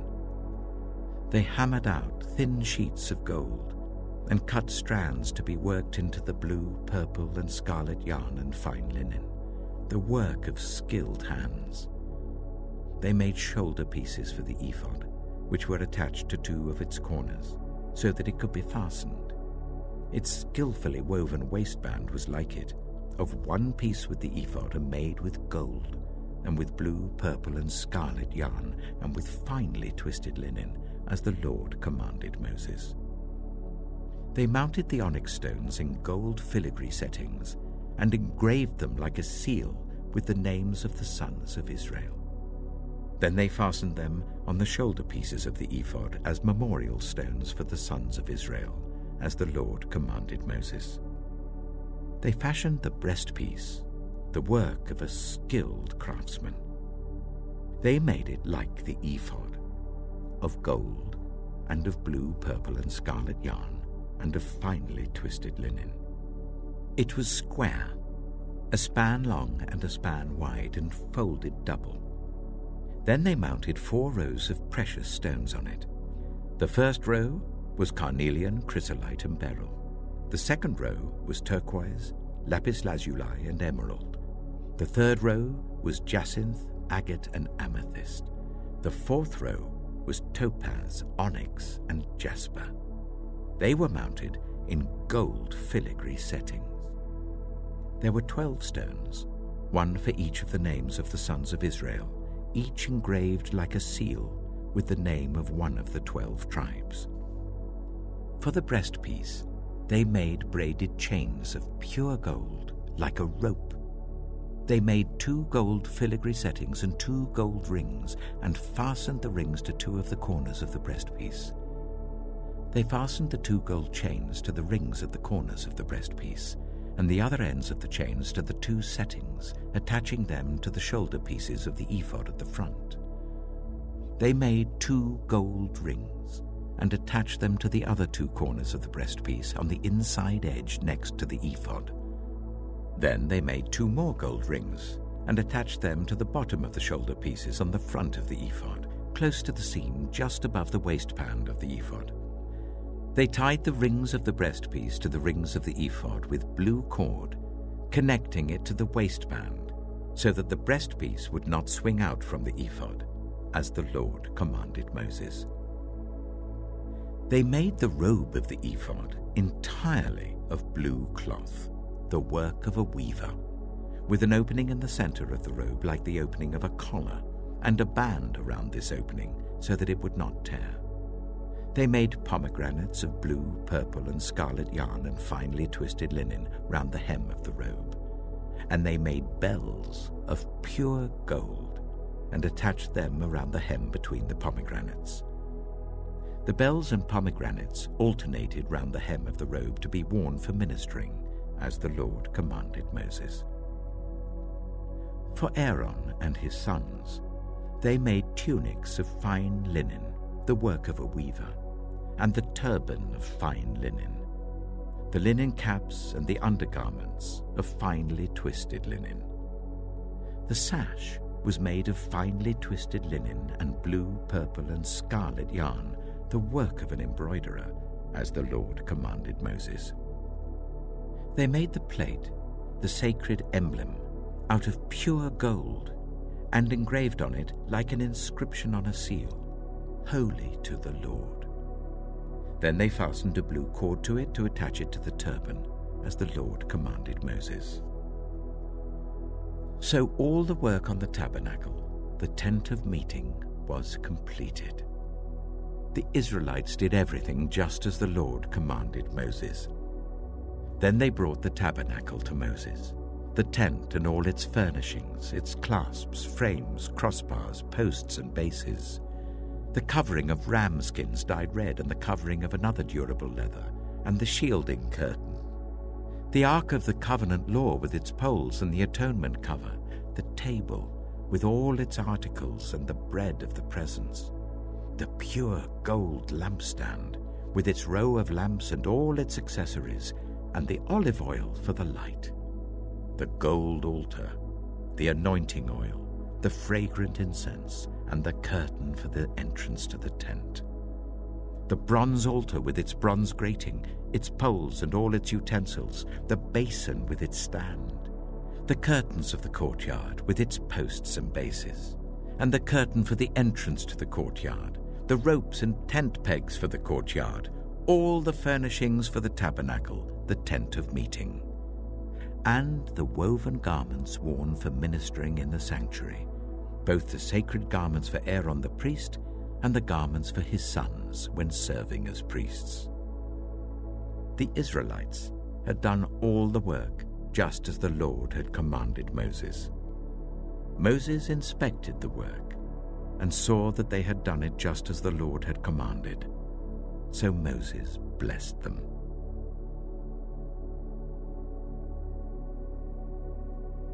Exodus chapter 40. Then the Lord said to Moses, "Set up the tabernacle, the tent of meeting, on the first day of the first month. Place the ark of the covenant law in it, and shield the ark with the curtain. Bring in the table, and set out what belongs on it.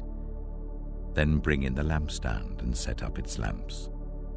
Place the gold altar of incense in front of the ark of the covenant law, and put the curtain at the entrance to the tabernacle. Place the altar of burnt offering in front of the entrance to the tabernacle, the tent of meeting. Place the basin between the tent of meeting and the altar, and put water in it.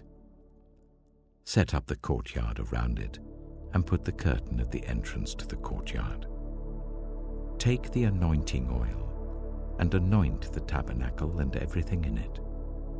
Consecrate it and all its furnishings, and it will be holy. Then anoint the altar of burnt offering and all its utensils. Consecrate the altar, and it will be most holy. Anoint the basin and its stand, and consecrate them. Bring Aaron and his sons to the entrance to the tent of meeting, and wash them with water. Then dress Aaron in the sacred garments. Anoint him and consecrate him so that he may serve me as priest. Bring his sons and dress them in tunics. Anoint them just as you anointed their father, so that they may serve me as priests. Their anointing will be to a priesthood that will continue throughout their generations." Moses did everything just as the Lord commanded him. So the tabernacle was set up on the first day of the first month in the 2nd year. When Moses set up the tabernacle, he put the bases in place, erected the frames, inserted the crossbars, and set up the posts. Then he spread the tent over the tabernacle and put the covering over the tent as the Lord commanded him. He took the tablets of the covenant law and placed them in the ark, attached the poles to the ark and put the atonement cover over it. Then he brought the ark into the tabernacle and hung the shielding curtain and shielded the ark of the covenant law as the Lord commanded him. Moses placed the table in the tent of meeting on the north side of the tabernacle outside the curtain and set out the bread on it before the Lord, as the Lord commanded him. He placed the lampstand in the tent of meeting opposite the table on the south side of the tabernacle and set up the lamps before the Lord, as the Lord commanded him. Moses placed the gold altar in the tent of meeting in front of the curtain and burned fragrant incense on it, as the Lord commanded him. Then he put up the curtain at the entrance to the tabernacle. He set the altar of burnt offering near the entrance to the tabernacle, the tent of meeting, and offered on it burnt offerings and grain offerings, as the Lord commanded him. He placed the basin between the tent of meeting and the altar and put water in it for washing, and Moses and Aaron and his sons used it to wash their hands and feet. They washed whenever they entered the tent of meeting or approached the altar, as the Lord commanded Moses. Then Moses set up the courtyard around the tabernacle and altar and put the curtain at the entrance to the courtyard. And so Moses finished the work. Then the cloud covered the tent of meeting, and the glory of the Lord filled the tabernacle. Moses could not enter the tent of meeting because the cloud had settled on it, and the glory of the Lord filled the tabernacle. In all the travels of the Israelites, whenever the cloud lifted from above the tabernacle, they would set out. But if the cloud did not lift, they did not set out until the day it lifted. So the cloud of the Lord was over the tabernacle by day, and fire was in the cloud by night, in the sight of all Israelites during their travels.